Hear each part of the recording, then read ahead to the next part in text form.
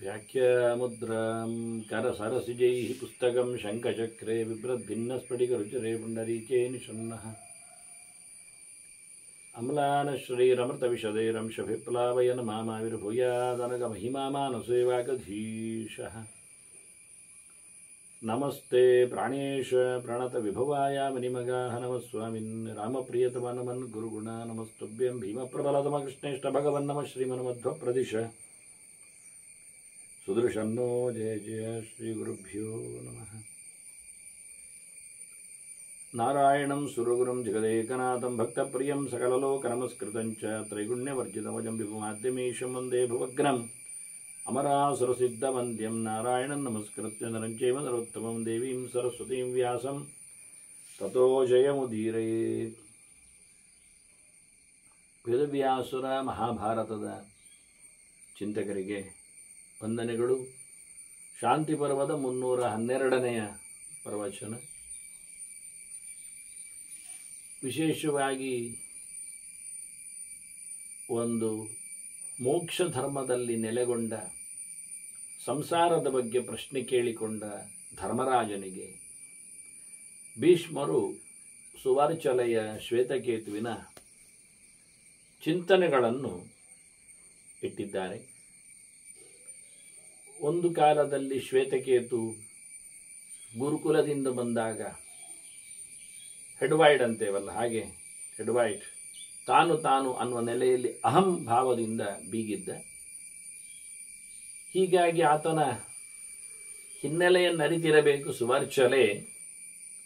ಹಾಗಾಗಿ ಆತನಲ್ಲಿ ವೇದಾಂತದ ಚಿಂತನೆಯಲ್ಲಿ ತೊಡಗಿದ್ದಳು. ಅದರ ಕೆಲವು ತುಣುಕುಗಳನ್ನು ಭೀಷ್ಮರು ಉದ್ಧಾರ ಮಾಡಿದ್ದಾರೆ. ಆತನು ಅದನ್ನು ಅರ್ಥ ಮಾಡಿಕೊಂಡು ಆಕೆಯ ಬಾಳಿನ ಆರಂಭದಲ್ಲಿ ನಾನು ಎನ್ನುವುದನ್ನು ತೊರೆದು ನೀನು ಸಹ ಬದುಕನ್ನು ಕರ್ಮಗಳನ್ನು ನಡೆಸಬೇಕು ಅಂತ ಹೇಳಿ ಬಹಳ ಸುಂದರವಾಗಿ ಕರೆಕೊಟ್ಟಿದ್ದ. ಇದು ಶ್ರೀಕೃಷ್ಣನ ಗೀತೆಯ ನುಡಿಯೂ ಹೌದು. ಮೈ ಸರ್ವಾಣಿ ಕರ್ಮಾಣಿ ಸನ್ಯಸ್ಯ ಅಧ್ಯಾತ್ಮಚೇತಸ ನಿರಾಶೀ ನಿರ್ಮಮೋ ಯಾತಿ ನಿರ್ಮಮೋ ಭೂತ್ವ ಯುದ್ಧಸ್ಸು ಯುಗಜ್ವರ ಅಂತ ಹೇಳಿ ಕೃಷ್ಣ ಹೇಳುವಾಗ ಎಲ್ಲ ಕೆಲಸಗಳನ್ನು ನನಗೆ ಒಪ್ಪಿಸು, ನಾನು ದೊಡ್ಡವನೆಂದುವುದನ್ನು ಚೆನ್ನಾಗಿ ಅರಿತುಕೋ, ಯಾವುದೇ ಕರ್ಮಗಳ ಆಸೆಯನ್ನು ಫಲವನ್ನು ನೀನು ನಿರೀಕ್ಷೆ ಮಾಡಬೇಡ, ಇಷ್ಟು ಹೇಳಿ ಜೊತೆಯಲ್ಲಿ ನೀನು ಮಾಡಿದೆಂದು ತಿಳಿಯಬೇಡ. ಇದು ಸ್ವಲ್ಪ ಕಷ್ಟವಾದಂತಹ ಕೆಲಸ. ಇಷ್ಟು ಹೇಳಿ ಮಾಡಿದ ನೀನು ಕೆಲಸಗಳನ್ನು ನನಗೆ ಒಪ್ಪಿಸಿ ಅಂತ ಹೇಳುತ್ತಾ ಕೊನೆಗೆ ನೀನು ಮಾಡಿದ್ದೆಂದು ತಿಳಿಯಬೇಡ ಅಂದರೆ ಅಹಂಕಾರ ಪಡಬೇಡ. ನಿನ್ನಿಂದೊಬ್ಬನೆಯಿಂದಲೇ ಕೆಲಸ ಆದದ್ದಲ್ಲ. ಎಷ್ಟೋ ಕರ್ಮತಂತ್ರಗಳಲ್ಲಿ ಕಾರಣಗಳಿರುತ್ತವೆ ಎನ್ನುವ ಎಚ್ಚರಿಕೆಯಲ್ಲಿ ಬಹಳ ಸುಂದರವಾಗಿ ಇದನ್ನು ನೀಡಿದ್ದ. ಈ ಹಿನ್ನೆಲೆಯಲ್ಲಿ ಈ ತತ್ವಗಳು, ಈ ಸಂವಾದಗಳು ನಡೀತವೆ. ಹಾಗಾಗಿ ಇಲ್ಲಿನ ಗೆರೆಗಳಿಗೆ ತುಂಬ ಹಿನ್ನೆಲೆಗಳಿವೆ, ಮೌನಗಳು ಜಾಸ್ತಿ ಇವೆ. ಅವರ ಪ್ರೌಢತೆಯು ಅಲ್ಲಿ ಮಡುಗಟ್ಟಿದೆ. ಹೀಗಾಗಿ ಬಹಳ ಸುಲಭವಾಗಿ ಮೇಲಿಂದ ಮೇಲಕ್ಕೆ ಅರ್ಥ ಆಗಿಕೊಂಡು ಹೋಗುವಂತೆ ಕಾಣುವುದಿಲ್ಲ. ಹೀಗಾಗಿ ಆಕೆಯ ಪ್ರಶ್ನೋತ್ತರಗಳು ಶ್ವೇತಕೇತುವಿನ ಅಂದರೆ ಆರಂಭದಲ್ಲಿ ಸುವರ್ಚಲ ಅಂತ ಸು ಇದೆ, ಉಕಾರದ ಆರಂಭದಲ್ಲಿ ಅವಳ ಹೆಸರು. ಇವನದ್ದು ಶ್ವೇತಕೇತು ಉಕಾರದಲ್ಲಿ ಕೊನೆಗೊಳ್ಳುತ್ತದೆ. ಅದೊಂದು ತಿಳ್ಕೊಳ್ಳಿಕ್ಕಿರಬೇಕಾದ ವಿಷಯ ಹೇಳಿದ್ದಷ್ಟೇ. ನಾಮಚಿಂತನೆಯಲ್ಲಿ ಇವಳದ್ದು ಆರಂಭದಲ್ಲಿ ಉಕಾರ ಇದೆ ನಾಮದಲ್ಲಿ, ಅವನದ್ದು ಕೊನೆಯಲ್ಲಿ ನಾಮದಲ್ಲಿ ಉಕಾರ ಇದೆ. ಹಾಗಾಗಿ ಇಬ್ಬರು ಪ್ರಶ್ನೆಯನ್ನು ಉತ್ತರವನ್ನು ಕೊಟ್ಟುಕೊಳ್ಳುವ ನೆಲೆಯಲ್ಲಿ ಉ ಉ ಸು ಹೇಳಿದ್ದು ತು ಹೇಳಿದ್ದು, ಉ ಮತ್ತೆ ಸು ಮತ್ತೆ ತು ಒಟ್ಟು ಸುತ್ತು ಬರಲಿಕ್ಕೆ ಉಂಟು. ನಾವು ಅನುಸಂಧಾನ ಮಾಡಿಕೊಳ್ಳುವವರಿಗೆ ನೆನಪಾಗಿಸಿಕೊಳ್ಳಿಕ್ಕೋಸ್ಕರ ಈ ಒಂದು ಇತಿಹಾಸದ ಪುಟಗಳಲ್ಲಿ ನಾಮಚಿಂತನೆಯಲ್ಲಿ ಎಷ್ಟು ಎತ್ತರದಲ್ಲಿ ಇರ್ತಾರೆ ಎನ್ನುವುದನ್ನು ನೋಡುವ ಸೋಜಿಗ ಅಷ್ಟೇ ಇರಲಿ. ಇದೇ ದೊಡ್ಡ ವೇದಾಂತ ಸಾಧನೆಯಲ್ಲಿ ಇದೇ ಪರಮ ಸೋಪಾನವೂ ಅಲ್ಲ ಮೋಕ್ಷಕ್ಕೆ. ಈಕೆ ಕೇಳುತ್ತಾಳೆ, ಅವನೇ ಹೇಳಿಕೊಂಡದ್ದರಿಂದ ಅಹಂತ ಬಿಡುವಲ್ಲಿ ಚಿಂತನೆಗೋಸ್ಕರ ಒಂದು ಮಾತುಗಳ ಪರಿಕರಣ. ಶಬ್ದಕ್ಕೋತ್ರ ಇತಿ ಖ್ಯಾತಃ ತಥಾರ್ಥಂಚ ಮಹಾಮುನಿ. ನನಗೆ ಶಬ್ದ ಮತ್ತು ಅರ್ಥಗಳ ಬೆಸುಗೆಯ ಬಗೆ ಬೇಕು ಅಂತ ಕೇಳ್ತಾರೆ. ಏನು ಶಬ್ದ, ಏನು ಅರ್ಥ? ಇಲ್ಲಿ ಅಂದಾಗ ಕೆಲವೊಮ್ಮೆ ಕಾಣುವವರೆಡೆಗೆ ಹೋಗ್ಬೇಕು ನಾವು ಅನುವಾದ ಮಾಡುವಾಗ. ಇಲ್ಲಿ ಈಗ ಮಳೆ ಬರ್ತಾ ಇದೆ ಅಂತ ಒಂದೊಮ್ಮೆ ಶೌನಕರು ಹೇಳಿದರೆ ಸೂತರದಕ್ಕೆ ಕಾಲದ ಬಗ್ಗೆಯೋ ಅಥವಾ ಇನ್ನಿತರ ಹವಾಮಾನದ ಬಗ್ಗೆ ಉತ್ತರ ಕೊಟ್ಟರೆ, ನಾವು ಅದನ್ನು ಇಲ್ಲಿ ಪ್ರವಚನದಲ್ಲಿ ಹೇಳಿಕೊಂಡ್ರೆ ಶೌನಕರು ಇಲ್ಲಿ ಮಳೆ ಬರುತ್ತಾ ಇದೆ ಎಂದಿದ್ದಾರೆ, ಅದಕ್ಕನುಗುಣವಾಗಿ ಹವಾಮಾನ ತಜ್ಞರಾಗಿ ಶುಕಾಚಾರ್ಯರು ಅಂದರೆ ಅಲ್ಲಿನ ಸೂತರು ಚಿಂತನೆಯನ್ನು ಹೀಗೆ ಕೊಟ್ಟಿದ್ರು ಅಂತ ಹೇಳುವಾಗ ನಾನು ಇಲ್ಲಿ ಅಂದ್ರೆ ಎಲ್ಲಿ ಹೇಳಬೇಕು? ಆಗ ಅವರು ಎಲ್ಲಿದ್ದಾರೋ ಅಲ್ಲಿ ಹೇಳಬೇಕು. ಆ ಪ್ರವಚನ ಬಿತ್ತರಾಗಿದ್ದರೆ ನೈಮಿಷಾರಣ್ಯದಲ್ಲದೆ ನಿಮಿಷಾರಣ್ಯದಲ್ಲಿ ಮಳೆ ಬರ್ತಾ ಇದೆ ಅಂದಿದ್ದಾರೆ ಅಂತ ಹೇಳಬೇಕಲ್ವಾ? ಅಲ್ಲಿ ಅವನು ಹೇಳಿದ್ದಾರೆ, ಹೇಳಲಿಲ್ಲ ಆ ಶಬ್ದ, ಅಲ್ಲಿ ಇಲ್ಲಿ ಹೇಳಿಬಿಟ್ರು. ಹಾಗೆ ಅವರು ಹರಿದ್ವಾರದಲ್ಲಿ ಪ್ರವಚನ ಮಾಡ್ತಾ ಇದ್ರೆ ನಾನು ಹರಿದ್ವಾರದಲ್ಲಿ ಅಂತ ಹೇಳಬೇಕಲ್ಲ. ಹಾಗಾಗಿ ನಾವು ಅನುವಾದವನ್ನು ಎತ್ತಿಕೊಳ್ಳುವಾಗ ಆ ಶಬ್ದಗಳಿಗೆ ಸೊಗಸಾದ ಅರ್ಥ ಹೇಗಿದೆ ಎನ್ನುವುದನ್ನು ಅನುಸಂಧಾನ ಮಾಡಿಕೊಳ್ಳಬೇಕು. ಹಾಗೆಯೇ ಮದಾಲಸೆಯ ಮತ್ತು ಅಲರ್ಕರಾಜನ ಸಂವಾದದಲ್ಲಿ ಅಂದಾಗ ಕೆಲವೊಮ್ಮೆ ನಾನಿಲ್ಲಿ ಹೇಳ ಬಯಸುತ್ತೇನೆ, ನಾನಿಲ್ಲಿ ಸಂಕಟದಲ್ಲಿದ್ದೇನೆ, ನಾನಿಲ್ಲಿ ನಿಮ್ಮ ಶರಣೆಗೆ ಬಂದಿದ್ದೇನೆ, ಇಲ್ಲಿ ಹೇಳುವಾಗ ಎಲ್ಲಿ ಆಗ್ತದೆ? ಇಲ್ಲಿಂದ ಪ್ರದೇಶ ಮಾತ್ರವ? ನಾನಿಲ್ಲಿ ಸಂಕಟದಲ್ಲಿದ್ದೇನೆ ಹೇಳಿದ್ರೆ ಈ ಪರಿಸ್ಥಿತಿಯಲ್ಲಿ ಅಂತ ಅರ್ಥ. ದುಃಖ ಅನುಭವಿಸುವುದು ಇಲ್ಲಿ ಅಂದಾಗ ನನಗೆ ಸಂಕಟ ಆಗುವುದು ಇಲ್ಲಿ ಅಂದ್ರೆ ನೆಲದಲ್ಲಿಯ, ದೇಶದಲ್ಲಿಯ? ಇಲ್ಲಿ ಎಂದು ದೇಹದಲ್ಲಿ ಅಲ್ವಾ? ದೇಹದಲ್ಲಿ ಪರಿತಾಪ ಇದೆ ಅವನಿಗೆ, ಮನಸ್ಸಿನಲ್ಲಿ ಕಿರಿಕಿರಿ ಇದೆ, ಕೇವಲ ದೇಹ ಮಾತ್ರ ಅಲ್ಲ ಮನಸ್ಸಿನಲ್ಲಿ. ಹಾಗಾಗಿ ಇವನ್ನೆಲ್ಲ ಸುಖ ದುಃಖಗಳ ಅನುಭವದ ಚಿಂತನೆಯಲ್ಲಿ ಮಾತಾಡಿ ಇಲ್ಲಿ ಎನ್ನುವುದಕ್ಕೆ ಕಾಲಡಿಯಲ್ಲಿ, ನೆಲದಲ್ಲಿ, ಮನೆಯಲ್ಲಿ, ಊರಿನಲ್ಲಿ, ದೇಶದಲ್ಲಿ ಎಲ್ಲ ಅರ್ಥ ಆಗುವುದಿಲ್ಲ. ಅದರಂತೆ ಕಾಡಿನಲ್ಲಿ ಕೂತು ಋಷಿ ಬಹಳ ಅದ್ದೂರಿಯಾಗಿ ಚಿಂತನೆಯನ್ನು ಮಾಡುವಾಗ ಇಲ್ಲಿ ನನಗಿನ್ನು ಬೇಡ ಬದುಕು ಅಂದಾಗ ಇಲ್ಲಿಂದ್ರೆ ಈ ಜನ್ಮದಲ್ಲಿ ಅಂತ ಅರ್ಥ ಆಗ್ತದೆ ಅವನಿಗೆ. ನಾನಿಲ್ಲಿ ಎಲ್ಲವನ್ನು ಸಮರ್ಪಿಸಿದ್ದೇನೆ ಅಂದಾಗ ಇಲ್ಲಿಂದ್ರೆ ನೆಲದಲ್ಲಿ ಊತಿಟ್ಟಿದ್ದಾನೆ ಅಂತ ಅರ್ಥ ಮಾಡೋದ? ಇಲ್ಲಿಂದ್ರೆ ಭಗವಂತನಲ್ಲಿ ಅವನು ಕಾಣ್ತಾ ಇರೋದು ದೇವರನ್ನು. ನಾನಿಲ್ಲಿ ಎಲ್ಲವನ್ನೂ ಸಮರ್ಪಿಸಿಕೊಂಡೆ, ನನ್ನದೆನ್ನು ಏನೂ ಇಲ್ಲ ದೇವರೇ ಅಂತ ಹೇಳಿಕೊಳ್ಳುವಾಗ ಇಲ್ಲಿ ಅಂದಾಗ ಭಗವಂತನಲ್ಲಿ. ಅಂದ್ರೆ ಅವರವರು ಕಂಡ ಸ್ಥಾನಮಾನಗಳ ಚಿಂತನೆಯಲ್ಲಿ ನಾವು ಹೇಳಿಕೊಂಡರೆ, ಇಲ್ಲಾದ್ರೆ ಅವನು ಯಾವ ಕಾಡಿನಲ್ಲಿ ಇಲ್ಲಿ ಎಲ್ಲವನ್ನು ಸಮರ್ಪಿಸಿದೆ ಹೇಳಿದ್ದು, ಒಂದ್ಸತಿ ಹೋಗಿ ಬಿಡುವ, ಅಲ್ಲಿ ಸಿಕ್ಕಿದ್ರೆ ದೋಚಿ ಬರುವ ಅಂತ ಯೋಚನೆ ಮಾಡೋದು ಬೇಡ. ಅವನು ಒಳಗೆ ಕಾಣ್ತಾ ಇರೋದು ದೇವರನ್ನು, ಅವನಿಗೆ ಯಾವುದು ಕಾಣ್ತಾ ಇಲ್ಲ, ನೆಲ ಮನೆ ಏನು ಕಾಣುತ್ತೆ. ಹೀಗೆ ಇವಳೆಲ್ಲ ಕೇಳಿಕೊಳ್ಳುವಾಗ ಇಲ್ಲಿ ಅಂತಾನೆ ಶಬ್ದವು ಇಲ್ಲಿ ಯಾವ ಅರ್ಥದಲ್ಲಿ ಇದೆ ಅಂದಾಗ ಇಲ್ಲಿ ಅಂದ್ರೆ ದೇವರಲ್ಲಿ ಅಂತ ಅರ್ಥ ಹೋಗ್ಬೇಕು, ಇಲ್ಲಿ ಅಂದ್ರೆ ವೇದದಲ್ಲಿ ಅಂತ ಅರ್ಥ ಮಾಡಿಕೊಳ್ಳಲಿಕ್ಕೆ ಬೇಕು. ಮಾತಿನ ಪ್ರಪಂಚ ವೇದ, ಅರ್ಥದ ಕತೆ ದೇವರು. ಇಷ್ಟು ಮೊದಲೇ ಹೇಳಿಕೊಂಡ್ರೆ ನಿಮಗೆ ಉಳಿದ ಸಂವಾದಗಳಿಗೆಲ್ಲ ಅರ್ಥ ಆಗ್ತದೆ. ಇಲ್ಲಾದ್ರೆ ಬಹಳ ಕಷ್ಟ ಇದೆ. ಪೀಠಿಗೆ ಯಾಕೆ ಉದ್ದ ಕೇಳಿದ್ರೆ ಪೀಠಿಗೆ ಎಲ್ಲ ಬೆಟ್ಟಿಗೆ ಇದೆ. ನಮ್ಮದು ಮಾತಿನ ಚಿಂತನೆಯ ಸಾಮ್ರಾಜ್ಯ ಸೌಧ ಗೋಪುರ ಎಲ್ಲ ಇರುವುದೇ ಅದರಲ್ಲಿ. ಹಾಗೆ ಇದನ್ನು ಬಹಳ ಚೆನ್ನಾಗಿ ಅರ್ಥ ಮಾಡಿಕೊಂಡ್ರೆ ಇಲ್ಲಿ ಬಂದಂತಹ ಶ್ವೇತಕೆಯಿಂದ ಅಹಂಭಾವ, ಅದರ ವ್ಯಾಪ್ತಿ, ಮತ್ತೆ ನಾನು ಮಾಡಿದ್ದೆ ಅಂತ ಹೇಳಲಿಕ್ಕೆ ಇಲ್ವಾ ಕೇಳಿದರೆ ಉಂಟಪ್ಪ. ನಾನು ಮಾಡಿದೆ ಅಂತ ಹೇಳಲಿಕ್ಕೆ ಉಂಟು, ನಾನು ಮಾಡಿದೆ ಅಂತ ಹೇಳಿಕೊಳ್ಳುವುದರಲ್ಲಿ ಉಂಟು, ಮತ್ತೆ ನಾನು ಮಾಡಿದೆ ಅಂತ ಹೇಳಿಕೊಂಡು ಹಾರೈಕೆಯಲ್ಲಿ ಹೇಳಲಿಕ್ಕೆ ಬರ್ತದೆ. ಯಾಕೆಂದ್ರೆ ಇಷ್ಟೆಲ್ಲ ಪರಿಕರಗಳೆಲ್ಲ ಇದ್ದಾಗ ಮಾಡ್ಲಿಕ್ಕೆ ಇರುವಂಥದ್ದಲ್ಲ, ಇಲ್ಲದೆ ಅಂತ ಮಾಡ್ಲಿಕ್ಕೆ ಬರ್ತದೆ. ಹೀಗಾಗಿ ಆ ನಾನು ಶಬ್ದದ ಅರ್ಥಗಳು ಪರಿಪೂರ್ಣವಾಗಿಲ್ಲ. ನಾನು ಕಳೆದ ಬಾರಿ ಅಹಂ ಶಬ್ದದ ಅರ್ಥದಲ್ಲಿ ಹೇಯತ್ವ ಇಲ್ಲದೆ ಇರುವಂತೆ ಅಹೇಯತ್ವ ಚಿಂತನೆಯನ್ನು, ಅಹೇಯತ್ವಾದ ಹನ್ನಾಮ ಅಂತ ಭಗವದ್ ವಿಷಯದಲ್ಲೆಲ್ಲ ಹೇಳಿಕೊಟ್ಟಿದ್ದೇನೆ. ಇದು ಇದರ ಹಿನ್ನೆಲೆಯಲ್ಲಿ ಬಂದಿರತಕ್ಕಂಥ ಕೆಲವು ಅಂಶಗಳು. ಹಾಗಾಗಿ ಅದನ್ನು ನಾನು ಮತ್ತೆ ಹೇಳಬೇಕಾಗಿಲ್ಲ. ಹಿಂದಿನ ಪ್ರವಚನದಲ್ಲಿ ಬಂದಿರತಕ್ಕದ್ದನ್ನೇ ಮುಂದುವರಿಕೆಯಾಗಿಟ್ಟುಕೊಳ್ಳಲಿಕ್ಕೆ ಬರ್ತದೆ. ಅದರ ಛಾಯೆಗಳು, ಅನುವಾದಗಳು, ಅನುಸಂಧಾನಗಳು ಎಲ್ಲ ಅದರಲ್ಲಿ ಸೇರಿಕೊಳ್ಳುತ್ತವೆ. ಹೀಗಾಗಿ ಬಹಳ ಚಂದವಾಗಿ ಈಕೆ ಪ್ರಶ್ನೆ ಕೇಳಿದ್ಲು. ಆಕೃತ್ಯ ಪತಯ ಬ್ರೂಹಿ ಲಕ್ಷಣೇನ ಪೃಥಕ್ ಪೃಥಕ್. ನನಗೆ ಸ್ಪಷ್ಟವಾಗಿ ಹೇಳಬೇಕು ಅದರಲ್ಲಿ ಯಾರೆಲ್ಲ ವಾರ್ಡಿಗೆ ಯಾರೆಲ್ಲ ದೊರೆಗಳಾಗ್ತಾರೆ ಅಂತ, ಶಬ್ದಕ್ಕೆ ಯಾರೆಲ್ಲ ಸಿಕ್ಕಿ ಬೀಳುತ್ತಾರೆ. ಹಾಗಾಗಿ ಈಗ ನಿಮಗೆ ಸುಮ್ಮನೆ ಉದಾಹರಣೆಗೊಂದು ಹೇಳುತ್ತೆ. ನಾನು ಸಿಂಹ ಅಂತ ಉಂಟು. ಏನ್ ಮಾಡ್ತೀರಿ ಸಿಂಹಕ್ಕೆ? ಸಿಂಹ ಅಂದ್ರೆ ನಮಗೆ ಕೂಡಲೇ ಗೊತ್ತಾಗೋದೊಂದು ಕಾಡಿನ ರಾಜ ಅಂತ ಹೇಳಿಕೊಳ್ಳುವಲ್ಲಿ, ಒಂದು ಕ್ರೂರವಾದ ಮೃಗ ಅಂತ ಅನ್ನುವ ನೆಲೆಯಲ್ಲಿ, ಸುಮಾರಾಗಿ ಒಂದು ಬಣ್ಣದಲ್ಲಿ, ಹಳದಿಯ ಬಣ್ಣದಲ್ಲಿ, ಬಿಳಿಯೂ ಇರ್ತದೆ ಸಿಂಹ, ಆದರೆ ಕೆಂಪು, ಹಸಿರು, ನೀಲಿ ಹಾಗೆಲ್ಲ ಇಲ್ಲ. ಹಾಗಾಗಿ ಸಿಂಹ ಅಂದಾಗ ಕೆಲವು ಬಣ್ಣವೂ ನಮ್ಮ ನೆನಪಿನಲ್ಲಿ ಬರ್ತದೆ. ಅದು ಹುಲಿಯಂತೆ ಅಥವಾ ಇನ್ನಿತರ ಪ್ರಾಣಿ ಪಕ್ಷಿಗಳಂತೆ ಅಲ್ಲ ಎನ್ನುವುದು ಅರ್ಥ ಆಗ್ತದೆ.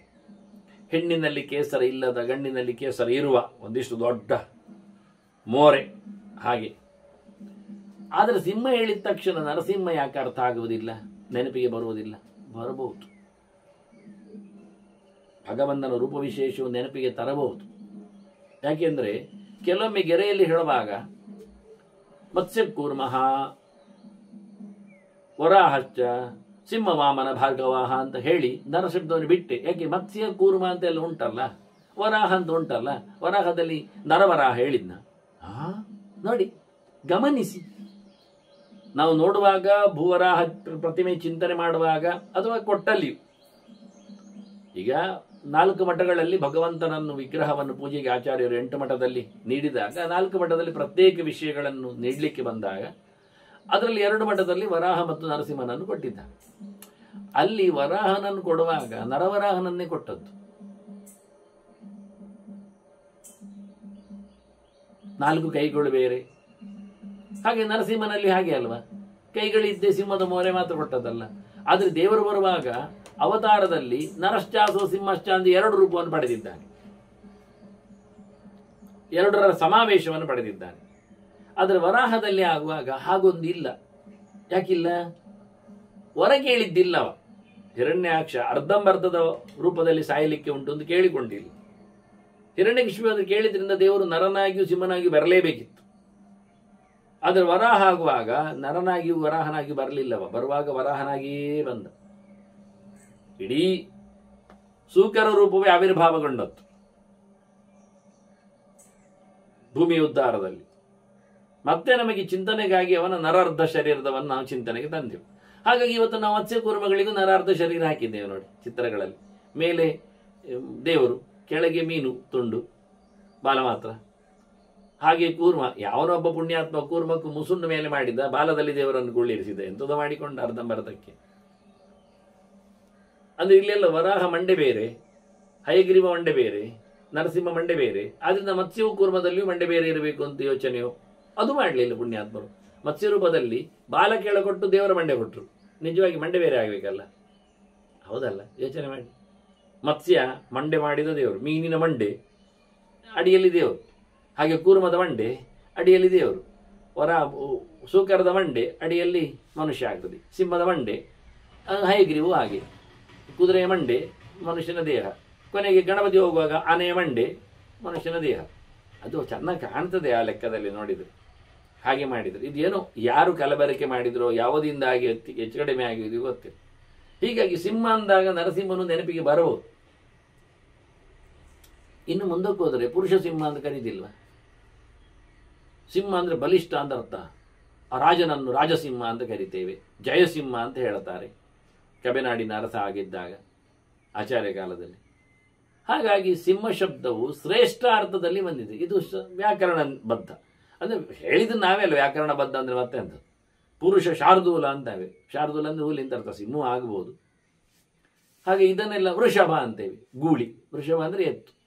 ನರಋಷಭ, ಪುರುಷ ಋಷಭ ಅಂದ್ರೆ ಮನುಷ್ಯ ದೊಡ್ಡ ಮನುಷ್ಯ ಅಂತ. ಅವನು ಹೋರಿ ಮನುಷ್ಯ ಅಂತ ಯಾರು ಬರೆಯುವುದಿಲ್ಲ ಅರ್ಥ ಬರೆಯುವಾಗ. ಎತ್ತು ಮನುಷ್ಯ, ಎತ್ತು ನರ ಎತ್ತು, ಹಾಗೆಲ್ಲ ಯಾರು ಬರೆಯುವುದಿಲ್ಲ. ಹಾಗೆ ಪುರುಷ ಸಿಂಹ ಅಂದಾಗ ಶ್ರೇಷ್ಠ ಪುರುಷ ಅಂತ ಅರ್ಥ, ಪುರುಷೋತ್ತಮ ಎನ್ನುವ ಅರ್ಥದಲ್ಲಿ ಬರುವಂತ. ಅಂದ್ರೆ ಸಿಂಹ ಶಬ್ದವು ನೋಡಿ ಹೇಗೆಲ್ಲ ಎನ್ನೆಲ್ಲ ಆಯ್ತು. ಇನ್ನು ಸಿಂಹ ಅಂದ್ರೆ ಕ್ರೂರ ಅಂತ ಅರ್ಥ. ಅವ ಸಿಂಹದಂತೆ ಅಂದ ತಕ್ಷಣ ಕ್ರೂರಿ ಇದ್ದಾನೆ, ಅವು ನಾಯಿ ಅಂತ ಹೇಳುದಿಲ್ವಾ? ಹಾಗೆ ವ್ಯಕ್ತಿಯನ್ನು ಉದಾಹರಣೆ ಕೊಡುವಾಗ ವಸ್ತುವನ್ನು ಅದರ ಧರ್ಮವನ್ನು ಚಿಂತನೆ ಮಾಡ್ತೇವೆ. ಹಿಂಸಕ ಇದ್ದಾನೆ ಅಂತ. ಹಾಗಾದ್ರೆ ಟೋಟಲಿ ಸಿಂಹ ಅಂದರೆ ಹಿಂಸ್ರ ಪ್ರಾಣಿ ಅನ್ನುವಲ್ಲಿಗೆ ಸಾಮಾನ್ಯ ಅರ್ಥದಿಂದ ಹಿಡಿದು ವಿಶಾಲವಾದ ಅರ್ಥ ತೆರೆದುಕೊಳ್ಳುವಂತೆ ನನಗೆ ಅದರ ಶಬ್ದದ ವ್ಯವಹಾರಗಳಲ್ಲಿ ಇರತಕ್ಕಂತಹ ಸೊಗಸುಗಳನ್ನೆಲ್ಲ ಹೇಳಬೇಕು ಅಂತ ಬೇರೆ ಬೇರೆಯಾಗಿ ಅಂತ ಪ್ರಶ್ನೆ ಕೇಳ್ತಾಳೆ. ನಾನು ಮೊದಲಿಗೆ ಪ್ರಶ್ನೆಯನ್ನು ದೊಡ್ಡ ಸಂಗತಿ ಮಾಡಿದೆ. ಇನ್ನು ಉತ್ತರದಲ್ಲೇನು ದೊಡ್ಡ ಸಂಗತಿ ಕಾಣುವುದಿಲ್ಲ ನಮಗೆ ಅಂತ ಅನಿಸ್ಬೋದು. ಆದರೆ ದೊಡ್ಡ ಸಂಗತಿಗಳೆಲ್ಲ ಕೂತಿವೆ, ನಮಗೆ ಅರ್ಥ ಆಗಬೇಕಲ್ಲ. ಅರ್ಥ ಆಗಲಿಕ್ಕೆ ಇಷ್ಟೊಂದು ನಾನು ಸರಸವಾಗಿ ಸುಲಭವಾಗಿ ಹೇಳಲಿಕ್ಕೆ ಹೊರಟಿದ್ದೆ. ವಾಸ್ತವಿಕಗಳು ಹೇಳುವಾಗ ವ್ಯತ್ಯಯೇನಚ ವರ್ಣಾನಾಂ ಪರಿವಾದಿ ಕೃತೋಹಿಯ. ಅಕ್ಷರಗಳೆಲ್ಲ ಯದ್ವಾ ತದ್ವಾ ಆಗ್ತದೆ, ಸ್ಥಾನ ಪಲ್ಲಟಗೊಳ್ಳುತ್ತದೆ. ಅದು ಹೇಳುಗರ ಮೇಲೆ ಕೂತಿದೆ, ಅದು ಸುತ್ತಮುತ್ತಲು ಹರಡಿ ಬಿಡುತ್ತದೆ. ಸುತ್ತ ಹರಡಿ ಯಾರನ್ನು ಮುಡುತ್ತದೆ? ದೇವರನ್ನು ಮುಡುತ್ತದೆ ವಾಸ್ತವವಾಗಿ. ಅಂದರೆ ಅಕ್ಷರಗಳನ್ನು ನೀವು ಎಷ್ಟು ಬಗೆಯಿಂದ ಏನು ಹೇಳ್ತೇವೆ, ಪರ್ಮಟೇಷನ್ಸ್, ಕಾಂಬಿನೇಷನ್ಸ್ ಅಂತ, ಅದನ್ನು ಎಷ್ಟೆಲ್ಲ ಮಾಡಿಕೊಂಡು ನೋಡಿ. ರಾಜ ಹೇಳ್ತೇವೆ, ರಾಜ ಹೇಳುವಾಗ ಒಂದಕ್ಷರ ಅವರ್ಗೀಯ ವ್ಯಂಜನದ ರಾ ತೆಗೆದಿದ್ದೇವೆ, ಯರ ಎನ್ನುವಲ್ಲಿ 2. ಜ ಎನ್ನುವುದನ್ನು ವರ್ಗ ವ್ಯಂಜನದಿಂದ ಒಂದನ್ನು ಎತ್ತಿಕೊಂಡಿದ್ದೇವೆ, ಎರಡರಲ್ಲೂ ಎರಡನೇದ್ದೆ, ಚ ಚ ಜ ಅತ್ತು, ಎರಡನೇ ವರ್ಗತ್ತು. ಅವರ್ಗೀಯದಲ್ಲಿ ಎರಡನೇದ್ದು, ವರ್ಗದಲ್ಲಿ ಎರಡನೇ ವರ್ಗದ್ದು, ಅದರಲ್ಲಿ ಮೂರನೇದ್ದು. ಬಹಳ ಚೆನ್ನಾಗಿ ಅನುಪೂರ್ವಿಯಲ್ಲಿ ಹೇಳುವಾಗ ರಾಜ ಅಂದಾಗ ಭಾರಿ ಜನರಿಗೆ ಖುಷಿ ಆಗ್ತದೆ. ಅದನ್ನು ಎತ್ತಿಕೊಂಡಾಗ ನಾನು ಜಾರ ಅಂದುಬಿಟ್ರೆ ಅಕ್ಷರ ಅದೇ ಎತ್ತಿಕೊಂಡದ್ದು, ಆದರೆ ಮೊದಲು ಹೇಳಿಕೊಂಡದ್ದು ವರ್ಗ ವ್ಯಂಜನದ್ದು, ಮತ್ತೆ ಹೇಳಿದ ಅವರ್ಗೀಯದ್ದು ಜಾರ. ಜಾರ ಅಂದರೆ ಅದು ವ್ಯಭಿಚಾರದ ನೆಲೆಯಲ್ಲಿ ಬರತಕ್ಕ ಶಬ್ದ ಆಗ್ತದೆ, ಉಪಯೋಗಕ್ಕೆ ಬೀಳುವುದಿಲ್ಲ, ಅದು ಗುಣವಂತಿಕೆಯನ್ನು ಹೇಳುವುದಲ್ಲ, ಚೆನ್ನಾಗಿಲ್ಲ. ಹೀಗಾಗಿ ರಾಜ ಜಾರ ಎನ್ನುವಲ್ಲಿ ಅಕ್ಷರಗಳ ವ್ಯತ್ಯಾಸ ಪಾತದಿಂದಾಗಿ ಅರ್ಥ ವ್ಯತ್ಯಾಸಕ್ಕೆ ಕಾರಣ ಆಯಿತು ಹೊರತು ಇದರಿಂದ ನಾವು ಅಕ್ಷರ ಎಲ್ಲ ಹಾಗೆ ಹೀಗೆ ಅಂತ ಹೇಳುವುದಲ್ಲ. ಅದನ್ನು ಯಾವ ನೆಲೆಯಲ್ಲಿ ನಾವು ಉಪಯೋಗಿಸಿಕೊಳ್ಳುತ್ತೇವೆ, ಅದೇ ಬಹುಭೋಜನ ಎನ್ನುವುದು, ಬಹುಬುಕ್ ತುಂಬ ತಿಂತಾನೆ ಎನ್ನುವುದು ಸಾಮಾನ್ಯನಿಗೆ ಅದು ಅವಲಕ್ಷಣ. ಹೆಚ್ಚು ತಿನ್ನುವುದು ಒಳ್ಳೆಯದಲ್ಲ, ಮಿತಬುಕ್ ಅಂತ ಹೇಳಬೇಕಲ್ಲ, ಸ್ವಲ್ಪ ತಿನ್ನಬೇಕು ಅಂತ. ಅದೇ ಯೋಗ್ಯರಿಗೆ, ಇಡೀ ಪ್ರಪಂಚವನ್ನು ನುಂಗುವ ಭಗವಂತನಿಗೆ ಬಹುಭೋಜನ ಅಂದರೆ ಅದು ದೊಡ್ಡ ಸಂಗತಿ ಅಲ್ಲ. ಅವನು ಇಡೀ ಪ್ರಪಂಚವೊಂದು ಚೂರಿದ್ದಾಗೆ, ನಮಗೆ ಬಹು. ಅದರಿಂದ ಯಾರಿಗೆ ಯೋಗ್ಯ ಯಾರಿಗೆ ಅಯೋಗ್ಯ ಎನ್ನುವುದನ್ನು ಯೋಚನೆ ಮಾಡಿಕೊಳ್ಳಲಿಕ್ಕೆ ಉಂಟು, ಅದನ್ನು ಅನುಸಂಧಾನಕ್ಕೆ ತರಲಿಕ್ಕೆ ಉಂಟು. ಬ್ರಹ್ಮಚಾರಿಗೆ ಮನೆ, ವಾಳತೆ, ಶ್ರೀಮಂತಿಕೆ, ದೌಲತ್ತು, ಅಧಿಕಾರ ಅದು ಭೂಷಣ ಅಲ್ಲ. ಅದೇ ಮನುಷ್ಯನಿಗೆ, ಮನೆಯಲ್ಲಿದ್ದವನಿಗೆ ಮನೆ, ವಾಳತೆ, ಯಜ್ಞದಾನಾದಿಗಳು ಅವೆಲ್ಲ ಅವನಿಗೆ ಹೇಳಿಸಿದ್ದು ಮಾಡಬೇಕಾದ್ದು. ಹಾಗೆ ಯಾವ ಧರ್ಮದಲ್ಲಿ, ಯಾವ ಕರ್ಮದಲ್ಲಿ, ಯಾವ ಹಂತದಲ್ಲಿ ಯಾವುದು ಯಾರಿಗೆ ಎನ್ನುವ ನೆಲೆಯಲ್ಲಿ ಶಬ್ದಗಳ ಅರ್ಥಗಳು ಬದಲಾಗ್ತಾವೆ, ಚಿಂತನೆಯನ್ನು ನೆಲೆಗೊಳ್ಳುತ್ತಾವೆ, ದೇವರೆಡೆಗೆ ಸಾಗ್ತಾವೆ. ಸಶಬ್ದ ಇತಿ ವಿಜ್ಞೇಯ ತನ್ನಿಪಾತೋ ಅರ್ಥ ಉಚ್ಯತೆ. ಶಬ್ದ ಅಂದರೆ ಇಷ್ಟೇ, ನಮ್ಮ ಉಚ್ಚಾರಣೆಯಲ್ಲಿ, ಅನುಸಂಧಾನದ ನೆಲೆಯಲ್ಲಿ, ಅಕ್ಷರಗಳ ವಿನಿಯೋಗದಲ್ಲಿ ಉಂಟಾಗುವ ವ್ಯವಸ್ಥೆಗಳು, ಅದರಿಂದ ಏನು ಹೊರಡುತ್ತದೆ ಅದುವೇ ಅರ್ಥ. ಅದರಿಂದ ಯಾವುದನ್ನದು ನಿಗಮನಗೊಳಿಸ್ತದೆ ಅದು ಅರ್ಥ. ಈಗ ಶಬ್ದವೇ ನಿಗಮನಗೊಳಿಸುವುದಿಲ್ಲ, ತುಂಬ ಕಷ್ಟ ಇದೆ. ನಾವೀಗ ಸಿಂಹ ಅಂತ ಹೇಳಿದ್ದೇವಲ್ಲ, ಆಗ ಯಾರು ಸಿಂಹ ಹೇಳಿದ್ದು ಆ ಪ್ರಾಣಿಯನ್ನು? ನೀವಿಗೆಲ್ಲ ಸಿಂಹ ಅಂದ ತಕ್ಷಣ ನಾನು ಹೇಳಿದೆ, ಹಳದಿಯಾದ ಒಂದು 4 ಕಾಲಿನ ಕಾಡಿನ ದೊಡ್ಡ ಮೃಗ ನಿಮ್ಮ ತಲೆಯಲ್ಲಿ ಬಂತು ಅಂತ. ಅದು ಯಾವಾಗ ನಿರ್ದೇಶ ಆದದ್ದು? ನಾವು ವ್ಯವಹಾರದಲ್ಲಿ ತಂದದ್ದು. ನಾವು ಎಲ್ಲಿಂದ ವ್ಯವಹಾರದಲ್ಲಿ ತಂದೆವು? ಅದು ಸಿಂಹ ಅಂತ ಭಗವಂತನ ರೂಪ ವಿಷಯದಲ್ಲಿ ವೇದಾಂತಗಳು, ವ್ಯಾಕರಣ ನೆಲೆಯಲ್ಲಿ, ಅದರಲ್ಲಿ ಪುರಾಣದ ಮಾಧ್ಯಮದಲ್ಲಿ ಮಾಡಿಕೊಂಡಿವೆ, ಸರಿ ತಾನೆ? ಹಾಗೆ ನಮಗೆ ಯಾರಾದರೂ ನಿರ್ದೇಶ ಮಾಡಿದ್ದಾರೆ, ನಾವು ಮಾಡಿದೆವು. ಅವರಿಗಾದರೂ ನಿರ್ದೇಶ ಎಲ್ಲಿಂದ ಬಂತು? ಅವರು ಅದನ್ನು ಮಾಡಿಕೊಂಡಿದ್ದಾರೆ. ಆರಂಭದಲ್ಲೇ, ಕಲ್ಪದಲ್ಲಿಯೇ, ಸೃಷ್ಟಿಯಲ್ಲೇ ವ್ಯವಸ್ಥೆ ಆಗಿದೆ, ಇಂತಹ ನಾಮದಿಂದ ಇಂತಹ ಪದಾರ್ಥಗಳ ಚಿಂತನೆ ಅಂತ. ನೋಡಿ ವೈಭವ. ಹಾಗಾಗಿ ವಸ್ತುಗಳ ಸೃಷ್ಟಿಯಾದಾಗಲೇ ವಸ್ತುಗಳ ನಾಮಗಳು ಸೃಷ್ಟಿಯಾಗಿವೆ. ಆ ನಾಮಗಳಿಂದ ಆ ವಸ್ತುವನ್ನು ಹಿಡಿಯಲಾಗಿದೆ. ಆದರೆ ಕೆಲವೊಮ್ಮೆ ಒಂದು ಶಬ್ದವು 2 ವಸ್ತುಗಳನ್ನು ಹೇಳ್ತದೆ, ಕೆಲವೊಮ್ಮೆ ಒಂದು ವಸ್ತುವಿಗೆ 2 ಶಬ್ದಗಳು ಹೊರಗೆ ಬರ್ತವೆ ಅರ್ಥ ಔಚಿತ್ಯಗಳಿಂದ. ಪಯಃ ಅಂದಾಗ, ಪಯಃ ಅಂದರೆ ನಮಗೆ ಗೊತ್ತುಂಟು, ನೀರು ಅಂತಲ್ವಾ. ಆದರೆ ಪಾಯಸ ಅಂದಾಗ ನೀರಿನಲ್ಲಿ ಮಾಡಿದ್ದು ಅಂತ ಅರ್ಥವ? ನೀರಿನಲ್ಲಿ ಎಲ್ಲೋ ಅನ್ನೋ ನೀರಿನಲ್ಲೇ ಮಾಡುವುದಲ್ವ? ಉಪ್ಪಿಟ್ಟು ನೀರಿನಲ್ಲೇ ಮಾಡ್ತಾರೆ, ಅದೆಲ್ಲ ಪಾಯಸ ಆಗಬೇಕಾಗ್ತದೆ. ನಾಳೆ ನೀರು ಹಾಕಿದ್ದೆಲ್ಲ ಪಾಯಸ ಆಗಿಬಿಟ್ರೆ ನಮ್ಮದು ಹುಳಿಯು ಪಾಯಸವೇ. ಪಯಶ್ರದ ಮೇಳುವ ಮೂಲಕ ಆಗೇನಾಯಿತು? ಪಯಃ ಅಂದರೆ ನೀರೆಲ್ಲ ಹಾಲು ಅಂತ ಆಯಿತು. ಪಯೋಧದಿ ಹಾಲು ಅಂತ ಅರ್ಥ ಆಗ್ತದೆ. ಆದ್ದರಿಂದ ಪಯಸ್ಸು ಎನ್ನುವುದು ಹೇಗೆ ಒಂದರ್ಥದಲ್ಲಿ ನೀರು ತರ್ತದೆ, ಒಂದರ್ಥದಲ್ಲಿ ಹಾಲನ್ನು ತರ್ತದೆ. ಹಾಗೆ ಅಕ್ಷರಗಳ ಅರ್ಥದಲ್ಲಿ ಅನೇಕ ಔಚಿತ್ಯಗಳಿವೆ ಅಂತ ಉಲ್ಲೇಖ ಮಾಡುತ್ತೆ. ಅವಳಾಗ ಕೇಳುತ್ತಾಳೆಲ್ಲ, ಶಬ್ದಾರ್ಥಯೋ ಹಿ ಸಂಬಂಧ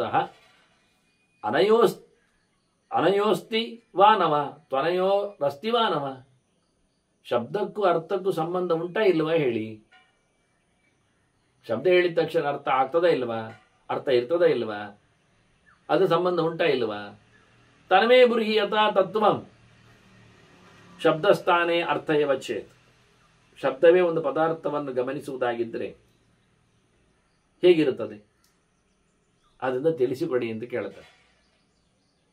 ಇವ ಹೇಳುತ್ತಾನೆ, ಶಬ್ದಾರ್ಥಯೋ ಹಿ ಶಬ್ದಾರ್ಥಯೋ ನ ಜೈವಾಸ್ತಿ ಸಂಬಂಧ ಅತ್ಯಂತ ಏವ. ಶಬ್ದಕ್ಕೂ ಅರ್ಥಕ್ಕೂ ಯಾವಾಗಲೂ ಪೂರ್ಣವಾದಂಥ ಸಂಬಂಧ ಇರಬೇಕು ಅಂತ ನಿಯಮ ಇಲ್ಲ. ಒಂದು ಶಬ್ದವು ಒಂದು ಅರ್ಥವನ್ನು ತೆರೆದುಕೊಳ್ತದೆ ಎನ್ನುವುದು ಸತ್ಯ. ಆದರೆ ಪರಿಪೂರ್ಣವಾಗಿ ಶಬ್ದಕ್ಕೆ ಇದೇ ಅರ್ಥ ಎನ್ನುವುದು ಅಂತ ಹೇಳಿಕೊಂಡು ಕಂಟ್ರೋಲ್ ಮಾಡಲಿಕ್ಕೆ ಆಗುವುದಿಲ್ಲ.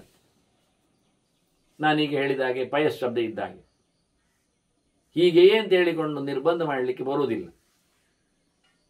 ಅರ್ಥವನ್ನು ಹೇಳಿಕೊಳ್ಳುವ ರೀತಿಯಲ್ಲಿ ಅದಕ್ಕೊಂದು ರೂಟ್, ಅದರ ಒಂದು ಮೂಲ ವ್ಯವಸ್ಥೆ, ಇದೆಲ್ಲ ಬಹಳ ಕಷ್ಟ ಇದೆ. ಅದು ವೇದಗಳಲ್ಲಿ ಪುರಾಣಗಳಲ್ಲೆಲ್ಲ ಭಾರಿ ಭಾರಿ ವ್ಯವಹಾರಕ್ಕಿಂತ ಭಿನ್ನವಾಗಿ ಅದರಿಂದ ಅತ್ಯಂತವಾದ ಗರಿಷ್ಠವಾದ ಪರಿಪೂರ್ಣವಾದ ಶಬ್ದಕ್ಕೆ ಅರ್ಥಕ್ಕೆ ಸಂಬಂಧ ಉಂಟು ಅಂತ ನಾನು ಹೇಳುವುದಿಲ್ಲ. ಹೇಗೆ ಅಂದರೆ ಪುಷ್ಕರೇ ಚೇತಾ ತೋಯಂ ತಥಾ ಅಸ್ಮಿ ಚ ವೇತ್ತದತ್. ಕಮಲದ ಎಸಳಿನಲ್ಲಿ ನೀರಿನ ಸ್ಪರ್ಶ ಉಂಟೋ ಇಲ್ಲವೋ? ಉಂಟು ಇಲ್ಲ. ಕಮಲದ ಎಲೆಯಲ್ಲಿ ನೀರು ನಿಂತಿದೆಯೇ ಇಲ್ಲವೋ? ಉಂಟು ಇಲ್ಲ. ನೀರು ಹಾಕಿದ್ದೇನೆ ಎನ್ನುವುದು ಸತ್ಯ, ನೀರಿನ ಪಸೆ ಇಲ್ಲ ಎನ್ನುವುದು ಅಷ್ಟೇ ಸತ್ಯ. ಅದನ್ನ ಶಬ್ದಕ್ಕೆ ಅರ್ಥ ಉಂಟು ಎನ್ನುವುದು ಸತ್ಯ, ಶಬ್ದದ ಅರ್ಥ ಅದು ಅಲ್ಲ ಅನ್ನುವುದು ಸತ್ಯವೇ. ಇಷ್ಟು ಅರ್ಥ ಮಾಡಿಕುವಂತ ಹಾಗೆ ನಾನು ಎನ್ನುವುದರಲ್ಲಿ ಇದೆ ರೀತಿಯಾಗಿ ಇರುವಂಥದ್ದು. ಪರಿಪೂರ್ಣವಾಗಿ ಅದನ್ನು ಹೇಳಲಿಕ್ಕೆ ಬರುವುದಿಲ್ಲ. ಬಹಳ ಸುಲಭವಾಗಿ ಉಂಟಿದೆ ಹೇಳಲಿಕ್ಕೆ. ನೋಡಿ, ನಾನು ಸುಖವಾಗಿದ್ದೇನೆ. ಓಹೋ, ನಾನು ಸುಖವಾಗಿದ್ದೇನೆ ಅನ್ನುವಾಗ ಇದು ಶಾಲು ಅಂತ ಅರ್ಥ ಮಾಡಿಕೊಂಡ್ರೆ ಯಾರಾದರೂ? ನಾನು ಎಂದರೆ ನಾನು ಮುಟ್ಟಿಕೊಂಡು ಹೇಳುವಾಗ ಇಲ್ಲ, ಶಾಲು ತೆಗೆದು ಅದು ಎದೆ ಅಂತ ಅರ್ಥ. ಓ, ಎದೆ ಸುಖವಾಗಿದ್ದೇನೆ ಅಂತ ಅರ್ಥವ? ಅಲ್ಲಪ್ಪ, ಎದೆ ಒಳಗಿನ ಜೀವ ಅಂತ ಅರ್ಥ. ಅಲ್ಲಿವರೆಗೂ ಹೋಯ್ತು. ಈ ದೇಹ ಅಲ್ಲ, ಈ ಹೊರಗಿನ ಭೌತವಾದ ಪದಾರ್ಥಗಳು ಅಲಂಕಾರ ದ್ರವ್ಯಗಳು ಅಲ್ಲ. ನಾನು ಅನ್ನುವಲ್ಲಿ ಜೀವನನ್ನು ಮುಟ್ಟಿದ್ರೆ ಅದು ನಿಜವಾಗಿ ಸತ್ಯ ಹೇಳೋದಾದರೆ ಜೀವನೂ ಅಲ್ಲ. ನಾನು ಸುಖವಾಗಿದ್ದೇನೆ, ಆನಂದವನ್ನು ಅನುಭವಿಸುವಂತೆ ಮಾಡಿರತಕ್ಕಂತಹ ತತ್ವಾಭಿಮಾನಿಗಳು ಸುಮಾರು ಜನ ಇದ್ದಾರೆ. ಅವರನ್ನು ಕಂಟ್ರೋಲ್ ಮಾಡುವ ಪ್ರಾಣ ಬೇರೆ ಇದ್ದಾನೆ, ಅವನಿಗೂ ಸುಪೀರಿಯರ್ ಆದ ದೇವರು ಬೇರೆ ಇದ್ದಾನೆ. ಹೀಗಾಗಿ ಹೇಳಲಿಕ್ಕೇನು ಸುಲಭ ಆಗಿತ್ತು, ಶಬ್ದಗಳು ಮಾತ್ರ ಸುಮಾರು ಕೆಲಸ ಮಾಡಿಕೊಳ್ಳುತ್ತವೆ. ಅಂದ ತಕ್ಷಣ ನಾನು ಅಂದರೆ ಜೀವ ಅಲ್ಲೇ ಹೇಳಲಿಕ್ಕೆ ಆಗುವುದಿಲ್ಲ. ಆತ್ಮಶಬ್ದದ ಪರಿಚಯ ಮಾಡಿಕೊಂಡಾಗ ಆತ್ಮಹತ್ಯೆ ಎಂದು ಬರೆಯುವುದಿಲ್ವ? ಆತ್ಮನಿಗೆ ಜೀವನ ಹತ್ಯೆ ಆಗ್ತಾನ? ಹತ್ಯೆ ಒಳಗಾಗ್ತಾನ? ಇಲ್ಲ. ಅಚೇದ್ಯ ಮದಾಖ್ಯೇಯಮಲ್ವ, ಜೀವ ಏನು ಆಗುವುದಿಲ್ಲ. ಹಾಗಾದರೆ ಆತ್ಮಕ್ಕೆ ಏನು ಅರ್ಥ ಆಯಿತು? ದೇಹ ಅಂತ ಅರ್ಥ ಆಯಿತು. ದೇಹವನ್ನು ಹತ್ಯೆ ಮಾಡಿದ. ಹತ್ಯೆಯನ್ನೇನು ಮಾಡಿಕೊಂಡ? ಎಂತ ಮಾಡಲಿಲ್ಲವ, ದೇಹದಲ್ಲಿದ್ದ ಜೀವನನ್ನು ಪ್ರತ್ಯೇಕ ಮಾಡಲಿಕ್ಕೆ ನೋಡಿಕೊಂಡು ಹೊರಟೋದಲ್ಲಿಂದ ಹೊರಡುವಂತೆ ವ್ಯವಸ್ಥೆಗಳನ್ನು ಮಾಡಿಕೊಂಡು. ಹೀಗಾಗಿ ಏನೇನೋ ಅರ್ಥಗಳಲ್ಲಿ ಶಬ್ದಗಳು ಸಂಬಂಧವನ್ನು ಪರಿಪೂರ್ಣವಾಗಿ ಇಟ್ಟುಕೊಳ್ಳುತ್ತದೆ. ತಾವರೆಯ ಎಲೆಯಲ್ಲಿ ನೀರಿನ ಪಸೆ ನಿಂತಂತೆ ಅಥವಾ ಕೆಸುವಿನ ಮೇಲೆ ನೀರು ಬಿದ್ದಂತೆ. ಕೆಸುವಿನಲ್ಲೂ ಅದೇ ರೀತಿಯಾಗಿ ನಮಗೆ ಕಾಣಲಿ. ತಾವರೆಯಲ್ಲಿ ಹುಡುಕ್ಲಿಕ್ಕೆ ಹೋಗಬೇಡಿ. ಸಾಮಾನ್ಯವಾಗಿ ಕೆಸುವಿನ ಎಲೆಯನ್ನೇ ನೋಡಿಕೊಂಡು ಮಳೆಗಾಲದಲ್ಲಿ ಸುತ್ತಮುತ್ತಲೂ ಹರಡಿ ನಿಂತಿರುತ್ತದೆ. ಅದರಲ್ಲಿ ನೀವು ನೀರು ಹಾಕಿ ನೋಡಲಿಕ್ಕೆ ಬರ್ತದೆ. ಇದನ್ನು ದೃಷ್ಟಾಂತವಾಗಿ ಕೊಟ್ಟವ. ಆಗ ಅವಳು ಮತ್ತೆ ಚಿಂತನೆಯಲ್ಲಿ ತರ್ತಾಳೆ. ಅರ್ಥೇ ಸ್ಥಿತಿರಿ ಹಿ ಶಬ್ದಸ್ಯ ನಾಣ್ಯತಾ ಹಿ ಸ್ಥಿತಿರ್ಭವೇತ್.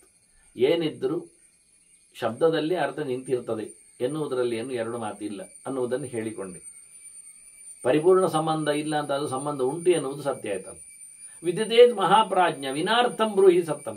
ಹಾಗಿದ್ರೆ ಅರ್ಥ ಇಲ್ಲದ ಒಂದು ಶಬ್ದ ಹೇಳಿ ನೋಡುವ.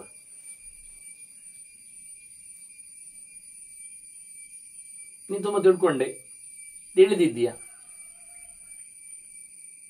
ಅಂದರೆ ಬದುಕಿನಲ್ಲಿ ನಾವು ಬಹಳಷ್ಟು ಬಾರಿ ಹೇಳುವ ಶಬ್ದ ಯಾವುದು ಕೇಳಿದರೆ ಅದು ನಾವೇ. ಎಲ್ಲರೂ ಎಲ್ಲೆಂದರಲ್ಲೂ ಸಾಯುವವರೆಗೂ ಹುಟ್ಟಿನಿಂದ. ಆದರೆ ಬಹಳಷ್ಟು ಅರ್ಥ ಇಲ್ಲದ ಶಬ್ದ ಅದುವೇ.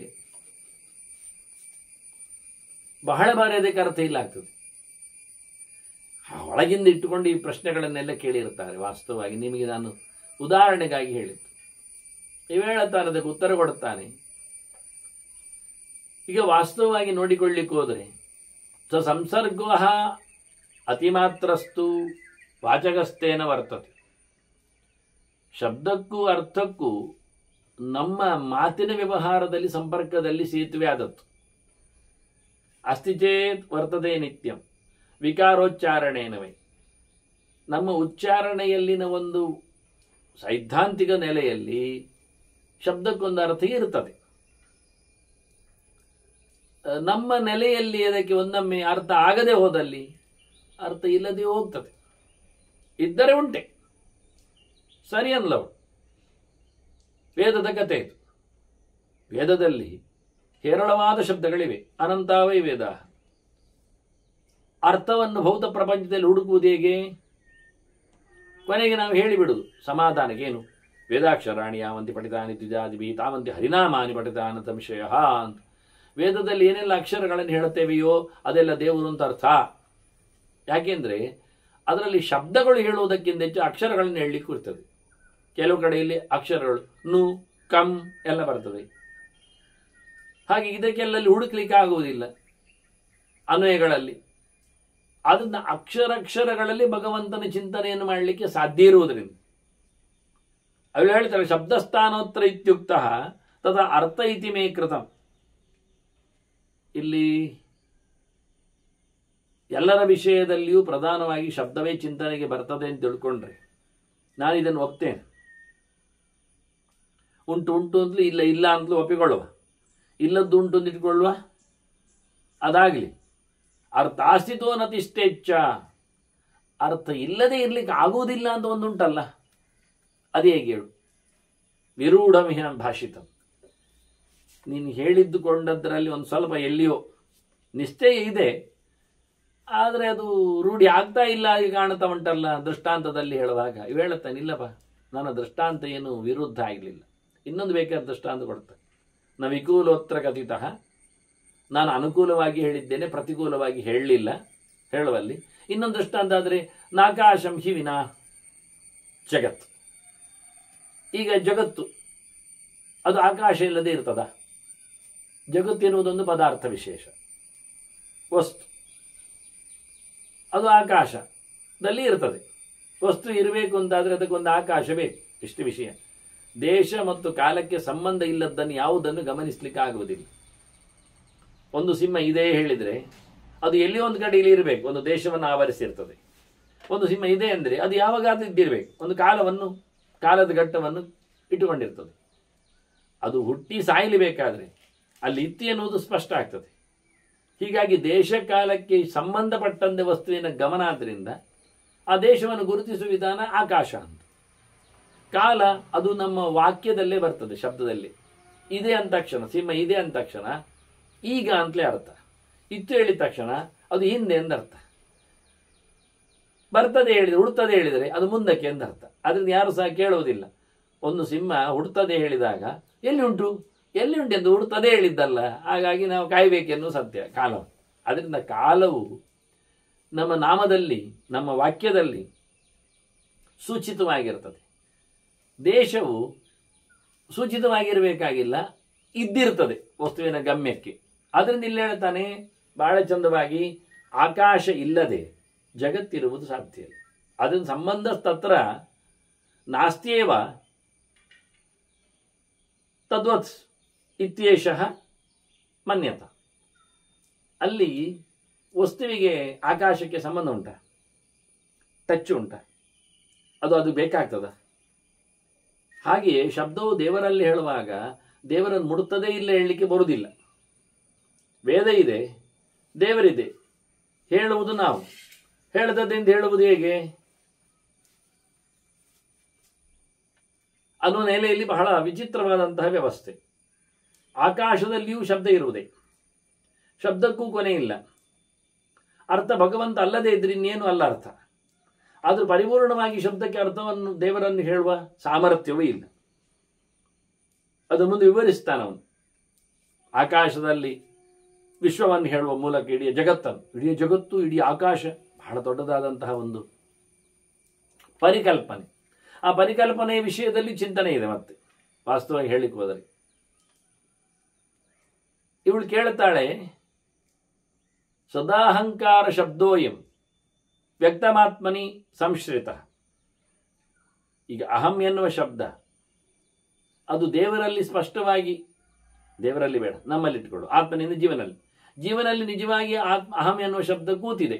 ಮತ್ತೆ ಯಾರು? ನೀನೇ ಹಾಗೆ ಹೇಳಿದೆ, ನಾನು ಅಹಂ ಹೇಳ್ತೇನೆ, ನೀನು ಅಹಂ ಹೇಳ್ತಿ, ಇಡೀ ಲೋಕವೇ ಅಹಂ ತ್ವಂ ಅಹಂ ಸರ್ವಂ ಅಂತ ಜಗತ್ ಎಲ್ಲವೂ ಅಹಂ ಅಹಂ ಹೇಳುತ್ತದೆ ಅಂತ. ಹಾಗಾದ್ರೆ ಅಹಂ ಎನ್ನುವುದೊಂದು ಜೀವನಲ್ಲಿ ಆಶ್ರಿತವಾದ ಒಂದು ಪದ. ನವಾಚಸ್ತತ್ರ ವರ್ತಂತೆ ಇತಿ ಮಿಥ್ಯಾ ಭವಿಷ್ಯತ್. ಹಾಗಾದ್ರೆ ದೇವರಲ್ಲಿ ಯಥೋ ವಾಚೋ ನಿವರ್ತಂತೆ ಅನ್ನೋ ಮಾತು ಬರ್ತದಲ್ಲ, ಮಾತುಗಳೆಲ್ಲ ಭಗವಂತನನ್ನು ಹೇಳುವುದಿಲ್ಲ ಅಂತ. ಹೇಳದೇ ಇದ್ದರೆ ಮಾತಿಗೆ ಅರ್ಥ ಇಲ್ಲ ಆಗ್ತದೆ. ಅವನಿಗೊಂದು ಹೇಳದ ಮಾತು ಉಂಟು ಹೇಳಿದ್ರೆ ಅದು ಒಂದು ತಪ್ಪಾಗ್ತದೆ.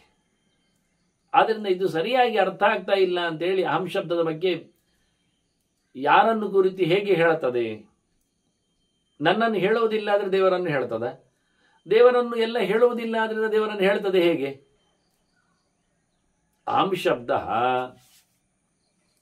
ಅಹಂಭಾವೆ ನಾತ್ಮಭಾವೇ ಶುಭಪ್ರದೆ. ವಾಸ್ತವವಾಗಿ ಅಹಂ ಶಬ್ದವು ನಮ್ಮನ್ನು ಹೇಳುತ್ತದೆ ಎನ್ನುವುದರಲ್ಲಿ ಸತ್ಯ, ದೇವರನ್ನು ಹೇಳುತ್ತದೆ ಎನ್ನುವುದರಲ್ಲಿ ಸರಿ ಇಲ್ಲ. ಅಂದರೆ ದೇವರನ್ನು ಪೂರ ಹೇಳುವುದಿಲ್ಲ. ಯಾವುದೇ ಶಬ್ದವು ದೇವರನ್ನು ಪೂರ ಹೇಳುವುದಿಲ್ಲ. ದೇವರದ್ದು ಯಾವುದೋ ಒಂದು ಮುಖವನ್ನು ಮಾತ್ರ, ಒಂದು ಗುಣವನ್ನು ಮಾತ್ರ ಹೇಳಲಿಕ್ಕೆ ಹೊರಡ್ತದೆ. ಅಂದ ಶಬ್ದವು ದೇವರನ್ನು ಹೇಳ್ತದೆ ಹೇಳಿದರೆ ಆಕಾಶವು ಜಗತ್ತು ಆಕಾಶದಲ್ಲಿ ಉಂಟು ಹೇಳಿದ ಹಾಗೆ ಇಡೀ ಜಗತ್ತು ಇಡೀ ಆಕಾಶದಲ್ಲಿ ಇರ್ಲಿಕ್ಕೆ ಆಗ್ತದ? ಯಾವುದೇ ಒಂದು ವಸ್ತು ಇಡೀ ಆಕಾಶವನ್ನು ಆವರಿಸಿರ್ತದ? ನಾವಿಲ್ಲಿದ್ದೇವೆ ಅಂದ ತಕ್ಷಣ ನಾವು ಇಡೀ ಆಕಾಶದಲ್ಲಿ ಇದ್ದೇವೆ ಹೇಳಿ ಸರಿ, ಆಕಾಶ ಎಷ್ಟು ದೊಡ್ಡದಿಲ್ಲ. ನಾವಿಲ್ಲಿದ್ದೇವೆ ಹೇಳಿದಾಗ ಆಕಾಶದಲ್ಲಿ ಇದ್ದೇವೆ ಹೇಳಿದರೆ ನಾವೆಲ್ಲಿದ್ದೇವೆ? ಅದು ವ್ಯಾಪ್ತವಾದದ್ದು, ನಾವು ವ್ಯಾಪ್ತವಾದದ್ದಲ್ಲ, ನಾವು ಅಣುವಾಗಿರೋದು. ಅಣುವಾದದ್ದೊಂದು ವ್ಯಾಪ್ತವಾದ ವಸ್ತುವಿನಲ್ಲಿ ಉಂಟು ಹೇಳಿದ ಹಾಗೆ ಭಗವಂತ ಸರ್ವವ್ಯಾಪ್ತನಾದವ, ಸರ್ವಶಬ್ದವಾಚ್ಯನಾದವ, ಸರ್ವಗುಣ ಸಂಪನ್ನನಾದವ. ಒಂದು ಮಾತು, ಒಂದು ಶಬ್ದ, ಒಂದು ಗೆರೆ ದೇವರನ್ನು ಹೇಗೆ ಹೇಳಬೇಕು? ಹೇಳ್ತದೆ? ಹೇಳುವುದಿಲ್ಲ. ಹಾಗೆ ಹೇಳಬೇಕು. ಆದರೆ ಯಥೋ ವಾಚೋ ನಿವರ್ತಂತೆ ಅಂತ ಹೇಳಿದ ಅದಕ್ಕೆ ಅಂತ ಹೇಳಿ ಮುಂದುವರಿಸ್ತಾರೆ ಅದನ್ನು ಮುಂದಕ್ಕೆ. ನವರ್ತಂತೆ ಪರೇ ಅಚಿಂತ್ಯೆ ವಾಚಃ ಸಗುಣ ಲಕ್ಷಣ. ಮಾತಿನಲ್ಲಿ ಒಂದು ಇಯತ್ತ ಇದೆ, ಒಂದು ಬೌಂಡ್ರಿ ಇದೆ, ಅದರಾಚೆ ಅದು ಹೇಳುವುದಿಲ್ಲ, ಅದಕ್ಕೆ ಅರ್ಥ ಇಲ್ಲ ಅಷ್ಟೇ. ಹಾಗಾಗಿ ಭಗವಂತ ಅಚಿಂತ್ಯ ಸ್ವರೂಪನಿದ್ದಾನೆ, ಸರ್ವವ್ಯಾಪ್ತನಿದ್ದಾನೆ, ಅದರ ಆಚೆಗೂ ಇದ್ದಾನೆ. ಆದ್ದರಿಂದ ಅವನ ವ್ಯಕ್ತಿತ್ವ, ಅವನ ಗುಣ, ಅದರ ಬಗ್ಗೆ ಪರಿಚಯವೇ ಇಲ್ಲದ ವ್ಯಕ್ತಿಗಳು ಹೇಗೆ ಶಬ್ದದಲ್ಲಿ ಹೇಳ್ತಾರೆ? ಆಗುವುದಿಲ್ಲ. ಇವಳು ಕೇಳುತ್ತಾಳೆ, ಅಹಂ ಗಾತ್ರೈಕದ ಶ್ಯಾಮ, ನಾನು ಶರೀರ ಹೊತ್ತವಳು, ಕಪ್ಪಾಗಿದ್ದೇನೆ, ಎಣ್ಣೆ ಕಪ್ಪು ಮೈಮಣ್ಣದವಳು. ಮತ್ತೆ ಭವಾನಪಿ ತಥೈವಚ, ನೀನು ಹಾಗೆ. ಈಗ ನಾನು ಅಂತ ಹೇಳಿಕೊಂಡು ನಾನು ಶರೀರಕ್ಕೆ ಹೇಳಿಕೊಂಡಲ್ಲ, ಹೌದಲ್ಲ? ಈಗ ಜೀವ ಕಪ್ಪಿರ್ತಾನ? ಈ ಜನ್ಮಾಂತರದಲ್ಲಿ ನಾನು ಕಪ್ಪಾಗಿರ್ತೇನ? ಜನ್ಮಾಂತರದಲ್ಲಿ ನನಗೆ ಬಿಳಿ ನವಿಲು ರೂಪ ಬಂದರೆ, ದೇಹ ಬಂದರೆ ನಾನಾಗ ಬಿಳಿ ನವಿಲಲ್ವ? ಅಲ್ಲ ಅಂತಾದರೂ ಒಂದು ನವಿಲು ಬಂದರೂ ಸಹ ನಾನು ನನ್ನ ಬಣ್ಣ ಕಪ್ಪು ಹೇಳಲಿಕ್ಕೆ ಆಗ್ತದ? ನವಿಲಿನ ಬಣ್ಣ ಯಾವುದು? ಬೇಡಪ್ಪ, ಪಾರಿವಾಳ ಆದಪ್ಪ, ಪಾರಿವಾಳದ ಬಣ್ಣ ಹೇಗೆ? ಅದನ್ನು ನಾನು ಎನ್ನುವುದಿಲ್ಲಿ ದೇಹದ ವಿಷಯದಲ್ಲಿ ನಾವು ಮಾತಾಡಿದ್ರು ಅದು ಹೋಗುವುದು ಎಲ್ಲಿಗೆ? ಜನ್ಮಾಂತರದಲ್ಲಿ ಸಿಕ್ಕಿ ಬೀಳ್ತದೆ. ಆದ್ದರಿಂದ ತನಮೇ ಬ್ರೂಹಿ, ಅದೇ ನನಗೆ ದೇವರ ಬಗ್ಗೆ ಮಾತಾಡ. ಯಥಾ ನ್ಯಾಯಂ ಯವಂ ಚೇತ್ ಮುನಿಸತ್ತಮ. ನಿನ್ನ ಮೌನ ನನಗೆ ಹೆಚ್ಚು ಬೇಡ, ನಿನ್ನ ಮನನದ ಮಾತು ನನಗೆ ಬೇಕು. ಹಾಗಾಗಿ ನನಗೆ ಚಂದವಾಗಿ ಇದು ಅಲ್ಲವೇ ಹೌದಾ ಅಲ್ಲವಾ ಒಂದು ಸ್ಪಷ್ಟಪಡಿಸಿ ಬಿಡು ನನಗೆ. ಅದಕ್ಕೆ ವಿವರಣೆ ಕೊಡುತ್ತಾನೆ ನೋಡು. ಮಣ್ಣಿನ ಸಂಗತಿಗಳು. ಮೃಣ್ಮಯೇ ಹಿ ಘಟೆ ಭಾವ ತಾದೃಗ್ಭಾವ ಹೇಷ್ಯತೆ. ಮಣ್ಣಿನಲ್ಲಿ ಆಗಿರತಕ್ಕಂಥ ಒಂದು ಘಟಕ್ಕೆ, ಮಡಿಕೆಗೆ, ಮಡಿಕೆ ಶಬ್ದ ಪ್ರಯೋಜನಕ್ಕೆ ಬರ್ತದೆ, ಮಣ್ಣು ಶಬ್ದವು ಪ್ರಯೋಜನಕ್ಕೆ ಬರ್ತದೆ. ಅದರಂತೆ ಧರ್ಮವನ್ನು ಹೇಳುವಲ್ಲಿ, ಗುಣದ ಚಿಂತನೆಯಲ್ಲಿ ಒಂದು ವಿಶೇಷವಾದಂತಹ ಔಚಿತ್ಯ ಕಾಣುತ್ತದೆ. ಹಾಗೆ ಅಯಂ ಭಾವ ಪರೇ ಅಚಿಂತಿ, ಚಿಂತನೆಗೆ ಅಯೋಗ್ಯನಾದ, ಸಿಗಲಾರದ ಸಂಗತಿಯಾದ, ಸರ್ಗಲ ಗುಣ ಸಂಪೂರ್ಣವಾದ, ಅತ್ಯಂತ ಎತ್ತರದ ಗುಣದ ಭಗವಂತನಲ್ಲಿಯೂ ಏನೋ ಒಂದು ಮಣ್ಣು ಹೇಳಿದಾಗೆ ಅರ್ಥ, ಮತ್ತೆಂದಲ್ಲ. ಒಂದು ಮಡಕೆ ಅಂತ ಹೇಳಿದ ಹಾಗೆ, ಮಣ್ಣಿನಲ್ಲಿ ಮಡಕೆ ಮಾತ್ರ ಅಲ್ಲ, ಮಣ್ಣಿನಲ್ಲಿ ಏನೆಲ್ಲ ವಿಕಾರದ ಸಂಪತ್ತುಗಳು ಬರಲಿಕ್ಕೆ ಬರ್ತದೆ, ಎಷ್ಟೋ ಶಬ್ದ ವಿಕಾರಗಳಲ್ಲಿ ಚಿಂತನೆಗೆ ತರಲಿಕ್ಕೆ ಬರ್ತದೆ. ಆದರೆ ಮಣ್ಣಂತೂ ಮಾತ್ರ ಎಲ್ಲ ಕಡೆ ಸತ್ಯ ಆಗಿರ್ತದೆ. ಹಾಗೆ ಭಗವಂತನಲ್ಲಿ ಯಾವುದೋ ಒಂದು ಸಣ್ಣ ಧರ್ಮವನ್ನು ನಾವು ಹೇಳಿಕೊಳ್ಳಿಕ್ಕೆ ಬರ್ತದೆ. ಅತ್ಯಂತ ವಿಕಾರವಾಗಿರತಕ್ಕ ವಿಶೇಷಣಗಳಿಂದ ಭಗವಂತನ ವ್ಯಾಪಾರಗಳನ್ನು ಶಬ್ದಗಳಲ್ಲಿ ಹೇಳಲಿಕ್ಕೆ ಬರುವುದಿಲ್ಲ. ಎಷ್ಟೆಲ್ಲ ಮಾಡಲಿಕ್ಕೆ ಆಗ್ತದೆ. ಒಂದೊಮ್ಮೆ ಒಂದು ಘಟವನ್ನು ಮಾಡಿದ್ರು, ಇನ್ನೊಂದು ಘಟ ಮಾಡಿದ್ರು, ನಾವು ತತ್ ಸಮಾನವಾದ ಘಟ ಅಂತ ಹೇಳಿಕೊಂಡು ಘಟ ಶಬ್ದವನ್ನೇ ಪ್ರಯೋಗ ಮಾಡ್ತೇವೆ. ಆದರೆ ದೇವರಲ್ಲಿ ಹಾಗಲ್ಲ. ಆ ಲೆಕ್ಕದಲ್ಲಿ ಅದು ಪ್ರತ್ಯೇಕವೇ. ನಾವೊಂದು ಘಟವನ್ನು ಮಣ್ಣಿನ ತಯಾರು ಮಾಡಿ ಇನ್ನೊಂದು ಘಟವನ್ನು ಮಾಡಿದಾಗಲೂ ಘಟ ಘಟ ಅಂತೇವೆ, ಘಟವು ಅಂತೇವೆ, ಮತ್ತೆ ಎರಡು ಘಟಗಳು ಅಂತ. ಆದರೆ ಎರಡು ಘಟದಲ್ಲಿಯೂ ಭಿನ್ನ ಧರ್ಮಗಳಿರ್ಲಿಕ್ಕೆ ಹೋಗಿ ಮೊದಲನೇ ಘಟದಂತೆ ಎರಡನೇ ಘಟ ಅಲ್ಲಾದ್ರಿಂದ ನಿಜವಾಗಿ ಭೇದ ವ್ಯವಹಾರದಲ್ಲೇ ದ್ವಿವಚನ ಬಂದದ್ದು ಘಟ ಒಂದು. ಆದರೆ ಆ ಪ್ರಕಾರದಲ್ಲಿ ಅದನ್ನು ಸೇರಿಸಲಿಕ್ಕೆ ಆಗುದು. ಅಯಂ ಘಟ ಭಿನ್ನ, ಅಯಂ ಘಟ ಭಿನ್ನ. ಇಲ್ಲಿರತಕ್ಕಂಥ ಮಣ್ಣಿನ ಕಥೆ ಬೇರೆ, ಅಲ್ಲಿರತಕ್ಕಂಥ ಮಣ್ಣಿನ ಕಥೆ ಬೇರೆ. ಇದು ತಯಾರಾದದ್ದು ನಿನ್ನೆ, ಇದು ತಯಾರಾದದ್ದು ಮೊನ್ನೆ. ಕಾಲತಃ ಅದಕ್ಕೆ ಇರತಕ್ಕಂಥ ವ್ಯತ್ಯಾಸಗಳು. ಆದ್ರಿಂದ ಇವತ್ತಿನ ಘಟ್ಟಕ್ಕೂ ನಿನ್ನೆಯ ಘಟ್ಟಕ್ಕೂ ಸಾಮ್ಯವನ್ನು ಹೇಗೆ ಹೇಳುವುದು? ಆಕಾರದಲ್ಲಿ ವ್ಯತ್ಯಾಸ ಉಂಟು. ನಿನ್ನೆದು ದೊಡ್ಡದಿದೆ, ಇವತ್ತಿನದು ಸಣ್ಣದಿದೆ. ಅದು ಆಗಲಿಲ್ಲ. ಅದರ ಕಂಟೆಂಟ್ಸ್ಗಳಲ್ಲಿ ಮತ್ತೆ ಮಾಡಿದವನು ನಿನ್ನೆ ಅಪ್ಪ, ಇವತ್ತು ಮಾಡಿದವ ಮಗ, ಅದು ಹೆಚ್ಚು ಕಮ್ಮಿ ಆಯಿತು. ನಿನ್ನೆ ಅಂಗಳದಲ್ಲಿ ಮಾಡಿದ್ದ ಅಪ್ಪ, ಇವತ್ತು ಮಗ ಅದನ್ನು ಮಣ್ಣನ್ನು ಮೇಲೆ ತಗೊಂಡೋಗಿ ಟ್ಯಾರಿಸಿಯಲ್ಲಿ ಮಾಡಿ ತಂದದ್ದವ.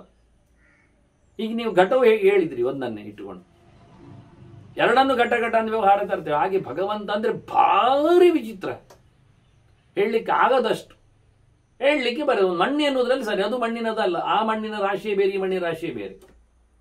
ಮತ್ತು ನೋಡಿದ್ರೆ ಅವನು ಮಣ್ಣು ತೆಗೆದದ್ದು ಅವೇ ಮಣ್ಣಿನಿಂದ, ಇವ ಮಣ್ಣು ತೆಗೆದದ್ದು ತೋಟದ ಮಣ್ಣಿನಿಂದ, ಕೆಸರು ಮಣ್ಣಿನಿಂದ. ಹೀಗಾಗಿ ಯಾವುದೇ ನೆಲೆಯಲ್ಲಿಯೂ ವ್ಯವಹಾರದ ಚಿಂತನೆಯಲ್ಲಿ ಬಹಳ ಕಷ್ಟ ಇದೆ ಅಂತ. ಅದನ್ನ ನಾಣ್ಯ ಭಾವೋ ಯಥಾಚತತ್. ಹಾಗಾಗಿ ಬೇರೆ ರೀತಿಯಿಂದ ಭಗವಂತನ ಬಗ್ಗೆ ಹೇಳಲಿಕ್ಕೆ ಆಗುವುದಿಲ್ಲ. ಭಗವಂತ ಅತ್ಯಂತ ವಿಲಕ್ಷಣ ಇದ್ದಾನೆ. ಅಹಂ ತ್ವಮೇತದಿತ್ಯೇವ ಪರೇ ಸಂಕಲ್ಪನಾಮಯ. ನಾನು, ನೀನು, ಅದು, ಅವನು, ಹೀಗೆ ಅಂತ ಹೇಳಿಕೊಳ್ಳುವಂಥದ್ದು ಅದು ದೇವರಲ್ಲಿಯೂ ಹೇಳಿಕೊಂಡಿದೆ. ಆದರೆ ದೇವರು ಹೇಳುವಾಗ ದೇವರು ಪೂರ ಹೇಳಿರ್ತಾನ? ದೇವರೇ ಹೇಳಿದ್ದಾನೆ ಒಂದು ಕಡೆಯಲ್ಲಿ, ಅಹಂ ಸರ್ವಸ್ಯ ಪ್ರಭವ ಮತ್ತ ಸರ್ವಂ ಪ್ರವರ್ತತೆ, ಮಮ ಯೋ ನಿರ್ಮಹತ್ ಬ್ರಹ್ಮ ತಸ್ಮಿನ್ ಗರ್ಭಂ ದದಾಮ್ಯಹಂ,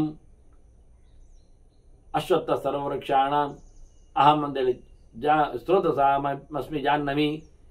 ದೇವರು ನಾನು ನಾನು ಎನ್ನುವಲ್ಲಿ ಅಲ್ಲ. ಏನು ಹೇಳಿಕೊಂಡ? ನಾನು ಹಿಮಾಲಯ ಅಂದ ದೇವರು, ಅದು ಸಮ ಆಗ್ತದ? ನಾನು ಪುರುಷ ಅಂದ, ಸೃಷ್ಟಿಕರ್ತ ಅಂದ. ಅದೋಸ್ಮೇಲೆ ಹೋಗುವ ವೇದೇಚ ಪ್ರತ ಪುರುಷೋತ್ತಮ ಅಂತಾನೆ, ತ್ವಮ್ ಅಂತಾನೆ. ಕೆಲವೊಮ್ಮೆ ಅವನನ್ನು ತ್ವಮ್ ಅಂದಿದ್ದಾನಿವ.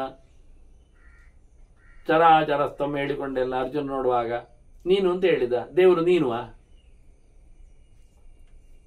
ತ್ವಂ ಭೂತ ಜಗದ್ಯೋನೆ ಅಂತ ಹೇಳಿಕೊಂಡು ನೀನು ಅಂತೇನೆ, ನೀನು ಆಗ್ತಾನ? ನೀನು ಶಬ್ದದಲ್ಲಿ ಅದ ಅರ್ಥ ಬಂತ? ದೇವರು ಹೇಳಿದಾಗಲೂ ನಾನು ಅಂದಾಗ ದೇವರು ಪುರ ಬಂತ ಅಲ್ಲಿ? ನಾನು ಅಷ್ಟು ಕೇಳಿದ್ರೆ ಸಾಕಾಗ್ತದ? ಅದರಂತೆ ಹೇಳುವಾಗ ಸರ್ವಂ ಕಲ್ವಿದಂ ಬ್ರಹ್ಮ ಅನ್ನುವಲ್ಲಿ ಸರ್ವಂ ಶಬ್ದ ಬಂದಿದೆ. ಅದರಂತೆ ಮೊದಲಿರುವಾಗ ಸದೇವ ಸೌಮ್ಯದಮಗ್ರಾಸಿ ಸತ್ ಬಂದಿದೆ. ಏಷ ಆನಂದಮಯ, ಏಷ ಸರ್ವಾಧ್ಯಕ್ಷ ಹೇಳುವಲ್ಲಿ ಏಷಃ ಬರ್ತದೆ. ಇವನು ಅವನು ಅಂತೆಲ್ಲ ಬರ್ತದೆ. ಏತಮಾನಂದಮಯ ಆತ್ಮನು ಸಂಕ್ರಮ್ಯ ಹೇಳಿಕೊಳ್ಳುವಲ್ಲೆಲ್ಲ ಏತ ಶಬ್ದದಲ್ಲಿ ಪ್ರಯೋಗ ಮಾಡ್ತಾರೆ. ಅವನೇ ಹೇಳಿಕೊಳ್ಳುತ್ತಾನೆ. ನೇದಮ್ಯತಿ ಉಪಾಸತೆ ತದೇವ ಬ್ರಹ್ಮತ್ವಂ ವಿದ್ಧಿ ತತ್ ಅಂತ ಹೇಳ್ತದೆ. ಹೀಗಾಗಿ ಭಗವಂತನನ್ನು ಪೂರ ಹೇಳುವುದಿಲ್ಲ. ಅಲ್ಲಿ ಶಬ್ದದಲ್ಲಿ ದೇವರೇ ಹೇಳಿಕೊಂಡಿದ್ದರೂ ಅದು ಸುಮ್ಮನೆ ಅರ್ಥ ಮಾಡಿಕೊಳ್ಳಿಕ್ಕೆ ಹೇಳಿದ್ದಷ್ಟೇ ಹೊರತು ಮತ್ತೇನಲ್ಲ. ಆದ್ರಿಂದ ಏನಾಗಬೇಕು ನಾವು ಯೋಚನೆ ಮಾಡಲಿಕ್ಕೆ? ತಸ್ಮಾತ್ ವಾಚೋ ನವರ್ತಂತೆ ಇತಿ ನೈವ ವಿರುದ್ಧತೆ. ಆದ್ರಿಂದ ಯಥೋ ವಾಚೋ ನಿವರ್ತಂತೆ ಅಂತ ಹೇಳಿಕೊಂಡದ್ದೇನು ತಪ್ಪಲ್ಲ. ಮಾತು ದೇವರನ್ನು ಮಾತಾಡಿಸುವುದಿಲ್ಲ ಎನ್ನುವುದು ಸತ್ಯವೇ. ಮಾತು ದೇವರನ್ನು ಹೇಳ್ತದೆ ಎನ್ನುವುದು ಅಷ್ಟೇ ನಾನು ಹೇಳಿದ ದೃಷ್ಟಾಂತದಲ್ಲಿ ಸತ್ಯ. ಅದನ್ನ ಸಂಪೂರ್ಣವಾಗಿ ಎಲ್ಲ ಮಾತುಗಳಿಂದಲೂ ಭಗವಂತನ ಹಿಡಿಲಿಕ್ಕೆ ಆಗುವುದಿಲ್ಲ ಎನ್ನುವುದು ಸತ್ಯ. ಅದರ ಆಚೆ ದೇವರಿದ್ದಾನೆ ಅಂತ ಒಂದು ಮಾತಿನಲ್ಲಿಯೂ ಭಗವಂತ ಪೂರ್ವ ಗೊತ್ತಾಗಲಿಲ್ಲ ಎನ್ನುವುದು ಅಷ್ಟೇ ಸತ್ಯವೇ. ಮಾತು ಬೇಕು, ಆದರೆ ಮಾತು ಸೋಲ್ತದೆ. ತಸ್ಮಾತ್ ವಾಚೋ ನವರ್ತಂತೆ ಮನಸಾ ಭೀರು ಸರ್ವಶ. ಮಾತು ಇಲ್ಲ ಅಂತಾದರೆ ಇನ್ನು ಮನಸ್ಸು ಎಲ್ಲಿ ಬರ್ತದೆ? ಮನಸ್ಸು ಮಾತಿನ ಮೂಲಕವೇ ಮಾತಾಡುವಂಥದ್ದು, ಮಾತು ಮನಸ್ಸಿನಲ್ಲಿ ಮೂಡಿ ಬರುವಂಥದ್ದು. ಅದನ್ನ ಮನಸ್ಸು ಭಗವಂತನನ್ನು ಪರಿಪೂರ್ಣವಾಗಿ ಗಮನಿಸಿಕೊಳ್ಳಲಿಕ್ಕೆ ಸಾಧ್ಯ ಇಲ್ಲ. ಯಥಾಕಾಶಗತಂ ವಿಶ್ವಂ ಸಂಸಕ್ತಮಿವ ಲಕ್ಷ್ಯತೆ. ಆಕಾಶದಲ್ಲಿ ವಸ್ತು ಉಂಟು, ಜಗತ್ತು ಉಂಟು ಎನ್ನುವುದು ಕಾಣ್ತದೆ, ಆದರೆ ಜಗತ್ತು ಅಂಟಿಕೊಂಡಿದೆಯಾ? ಇಲ್ಲ. ಅದರಿಂದ ಮಾತು ದೇವರನ್ನು ಹೇಳ್ತದೆ ಎನ್ನುವುದು ಸತ್ಯ ಆದರೂ ಪೂರ ಮಾತು ಹೇಳಿಲ್ಲ ಎನ್ನುವುದಷ್ಟೇ ಸತ್ಯ. ದೇವರದರಲ್ಲಿ ಸಿಕ್ಕಿ ಬೀಳುವುದಿಲ್ಲ, ಸಿಕ್ಕಿ ಬಿದ್ದಿಲ್ಲ. ಅದರಿಂದ ಸಂಸರ್ಗೇ ಸತಿ ಸಂಬಂಧಾತ್ ತದ್ವಿಕಾರ ಭವಿಷ್ಯತಿ. ಒಂದೊಮ್ಮೆ ಆಕಾಶದಲ್ಲಿ ಅಂಟಿಕೊಂಡು ಬಿಟ್ಟರೆ ವಸ್ತುವಿಗೆ ಸಂಪರ್ಕ ಆಗಿ ಹೋಗ್ತದೆ, ವಸ್ತು ಆಕಾಶ ವಿಶಿಷ್ಟ ಅನಿಸಿಕೊಳ್ಳುತ್ತದೆ. ಅದಾಗಿ ಕಾಣುವುದಿಲ್ಲ, ಅಂಟಿಕೊಂಡದ್ದಿಲ್ಲ. ಈಗ ನಾವೊಂದು ತುಪ್ಪವನ್ನು ತರಬೇಕು ಅಂದಾಗ ಪಾತ್ರೆಯಲ್ಲಿ ತರ್ತೇವೆ. ಹಾಗೆ ವಸ್ತು ಆಕಾಶದಲ್ಲಿ ಉಂಟು ಹೇಳುವಾಗ ಆಕಾಶ ತಟ್ಟೆಯಾಗಿರ್ತದೆ ನಮಗೆ. ಆ ವಸ್ತುವನ್ನು ತರುವಾಗ ಆಕಾಶ ಸಮೇತ ಬರ್ತದೆ ನಮಗೆ. ಅಲ್ಲಿರತಕ್ಕಂಥ ಹೂವನ್ನು ತಾ ಅಂತೇವೆ, ಆಗ ಹೂವಿನ ಜೊತೆಯಲ್ಲಿ ಅಲ್ಲಿನ ಆಕಾಶವೂ ಬರ್ತದ. ಆಕಾಶ ಅಲ್ಲೇ ಇರ್ತದೆ, ಹೂ ಮಾತ್ರ ಬರ್ತದೆ.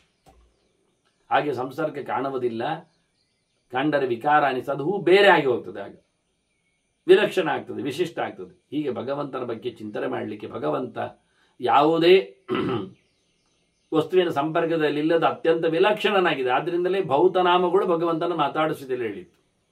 ಈಗ ಊರಿಗೆ ಬಂದಾಗ ದೇವರು ಅವನು ನಂದಕುಮಾರನಾಗ್ತಾನೆ. ಆದರೆ ದೇವರು ನಂದಕುಮಾರನ ಅಲ್ಲ. ಮತ್ತೆ ದೇವರ ನಂದಕುಮಾರ ಕರೆಯುವುದಿಲ್ವಾ? ಕರಿಬೋದಪ್ಪ. ಹೇಗೆ ಕರೆಯುವುದು ಮತ್ತೆ ಅಂದರೆ ನಂದ ಅಂದರೆ ಆನಂದ ಅಂತ ಅರ್ಥ. ಅದನ್ನು ಅದ್ಯಾವುದು ಕುತ್ಸಿತಮ್ಮ ಅರ್ಥ. ಕುತ್ಸಿತವಾದ ನಂದವನ್ನು ಆನಂದವನ್ನು ಖುಷಿಯನ್ನು ಮಾರಯಿತಿ ಅಂತ ಅರ್ಥ ತೆಗಿತಾನೆ. ನಂದಕುಮಾರ ಅಂದರೆ ನಂದಗೋಕುಲದಲ್ಲಿ ಇರತಕ್ಕಂತಹ ನಂದ ಎನ್ನುವವನ ಮಗ ಅಂತ ಎನ್ನುವ ಅರ್ಥವೇ ಅಲ್ಲ. ಯಾವಾಗ? ಅದು ಕೃಷ್ಣಾವತಾರದಲ್ಲಿ ಮಾತ್ರ. ದೇವರು ಯಾವಾಗಲೂ ನಂದಕುಮಾರನೇ. ಈ ಶಬ್ದ ಯಾವಾಗ ಹೇಳಬೇಕು? ಆಗ ಕುತ್ಸಿತವಾದ ಆನಂದವನ್ನು ಅವನು ನಿರಂತರವಾಗಿ ದೂಡುತ್ತಾನೆ, ವಿಷಯಜನ್ಯವಾದ ಆನಂದವನ್ನು ತೆಗಿತಾನೆ. ಲೋಕದಲ್ಲಿ ಹಿಂಸಾ ಪ್ರಕಾರದಲ್ಲಿ ಬರತಕ್ಕಂತಹ ಮೋಜನ್ನು ಅವನು ಇಷ್ಟಪಡುವುದಿಲ್ಲ. ಹೀಗೆಲ್ಲ ಅನೇಕ ಅರ್ಥಗಳಲ್ಲದೆ ಒಂದು ನಂದಕುಮಾರ ಹೋಗಿ ಸುಮಾರು ನಂದಕುಮಾರ ಆಗ್ತದೆ ಅಲ್ಲಿ ಬಂದಾಗ. ಆಗ ವೇದಗಳಲ್ಲಿ ಮತ್ತೆ ಮತ್ತೆ ನಂದಕುಮಾರ ನಂದಕುಮಾರ ನಂದಕುಮಾರ ನಂದಕುಮಾರ ಹೇಳಿದರೆ ಇದೆಂಥದ್ದು? ಸಮಯ ಪಾಸ್ ಮಾಡಲಿಕ್ಕೆ ಹೇಳಿದ್ದು ಅಲ್ಲ, ಅಲ್ಲಿ ಪುನರುಕ್ತಿ ದೋಷ ಅಲ್ಲ, ಅರ್ಥೌಚಿತ್ಯಗಳ ಹಿನ್ನೆಲೆಯಲ್ಲಿ ಬರ್ತಾ ಇದೆ ಬರುವಂಥದ್ದು. ಹೀಗೆ ಅನೇಕ ವಿಷಯದಲ್ಲಿ ನಂದ ಅಂದರೆ ಶತಾನಂದ ಇತ್ಯರ್ಥ ಅಂತ ಅಂದುಕೊಂಡು ಅವನನ್ನು ಸಹ, ಶತಾನಂದನನ್ನು ಸಹ ಒಂದು ದಿನ ನುಂಗಿ ಹಾಕ್ತಾನೆ ಇವನು. ಶತಾನಂದನನ್ನು ತನ್ನ ಮಗನನ್ನಾಗಿ ಮಾಡಿ, ಶತಾನಂದ ಕುಮಾರ ಯಸ್ಯ, ಚತುರ್ಮುಖನು ಯಾರ ಮಗನಾಗಿದ್ದಾನೋ ಅವನ ಅಪ್ಪ ಯಾರೋ ಇವನು. ಹೀಗೆ ಇನ್ನೇನೇನೋ ಅರ್ಥಗಳನ್ನು ಹೇಳಲಿಕ್ಕೆ ಬರ್ತದೆ. ಅದನ್ನ ದೇವಕಿ ನಂದನ ನಂದಕುಮಾರ ಅಂದಾಗ ಅದು ಕೇವಲ ಕೃಷ್ಣಾವತಾರಕ್ಕೆ ಮಾತ್ರ ಅಲ್ಲದೆ ಅದು ಅನೇಕ ಅವತಾರಗಳ, ಅನೇಕ ಲೀಲೆಗಳ, ಅನೇಕ ಗುಣಗಳ, ಅನೇಕ ಚಿಂತನೆಗಳ ಹೋಗುವುದರಿಂದ ಮಾತು ದೇವರನ್ನು ಮುಟ್ಟಿ ಹಿಂದೆ ಬರುತ್ತದೆ ಹೊರತು ಮಾತು ದೇವರನ್ನು ಎಳೆದು ತರುವುದಿಲ್ಲ ಅನ್ನುವುದನ್ನು ಸ್ಪಷ್ಟವಾಗಿ ಸಂಸರ್ಗದ ಚಿಂತನೆಯಲ್ಲಿ ಕೊಡ್ತಾನೆ. ವಾಸ್ತವವಾಗಿ ಅನಾಕಾಶಗತಂ ಸರ್ವಂ ವಿಕಾರೇ ಚ ಸದಾಗತಂ. ಜಗತ್ತು ಆಕಾಶದಲ್ಲಿದೆ, ಎಲ್ಲ ಆಕಾಶದಲ್ಲಿ ಇಲ್ಲ ಎನ್ನುವುದು ಸತ್ಯ. ಆಕಾಶ ಬೃಹದಿದೆ, ವಸ್ತು ಸಣ್ಣದಿದೆ. ಹಾಗೆ ಭಗವಂತ ಬೃಹತ್ತಿದ್ದಾನೆ, ಮಾತು ನಮ್ಮದು ಸಣ್ಣದಿದೆ. ಅದ್ದ ತದ್ ಬ್ರಹ್ಮ ಪರಮಂ. ಬಹಳಷ್ಟು ದೊಡ್ಡ ಮಟ್ಟಿನ ಭಗವಂತ ಆಗಿದ್ದಾನೆ, ಅವನು ವಿಶಿಷ್ಟನಾಗಿ ನಿಂತಿದ್ದಾನೆ. ಅಷ್ಟೇ ಅಲ್ಲದೆ ಅನೌಪಮ್ಯಂ ನ ಶಕ್ಯತೆ, ಅತ್ಯಂತ ಶ್ರೇಷ್ಠನಾದ ಭಗವಂತನ ಬಗ್ಗೆ ನಾವು ಯಾವುದೇ ರೀತಿಯಾದ ಉಪಮೆಯನ್ನು, ದೃಷ್ಟಾಂತವನ್ನು ಕೊಡಲಿಕ್ಕೆ ಆಗುವುದಿಲ್ಲ. ಅವನನ್ನು ತಿಳ್ಕೊಳ್ಳಿಕ್ಕೆ ಬೇಕು. ಅದು ತಿಳಿದರೂ ಸಹ ಭಗವಂತನ ಪರಿಪೂರ್ಣವಾಗಿ ಹೇಳಲಿಕ್ಕೆ ಆಗದೇ ಇರತಕ್ಕ ಸಂಗತಿ ಭಗವಂತನಾಗಿದ್ದಾನೆ.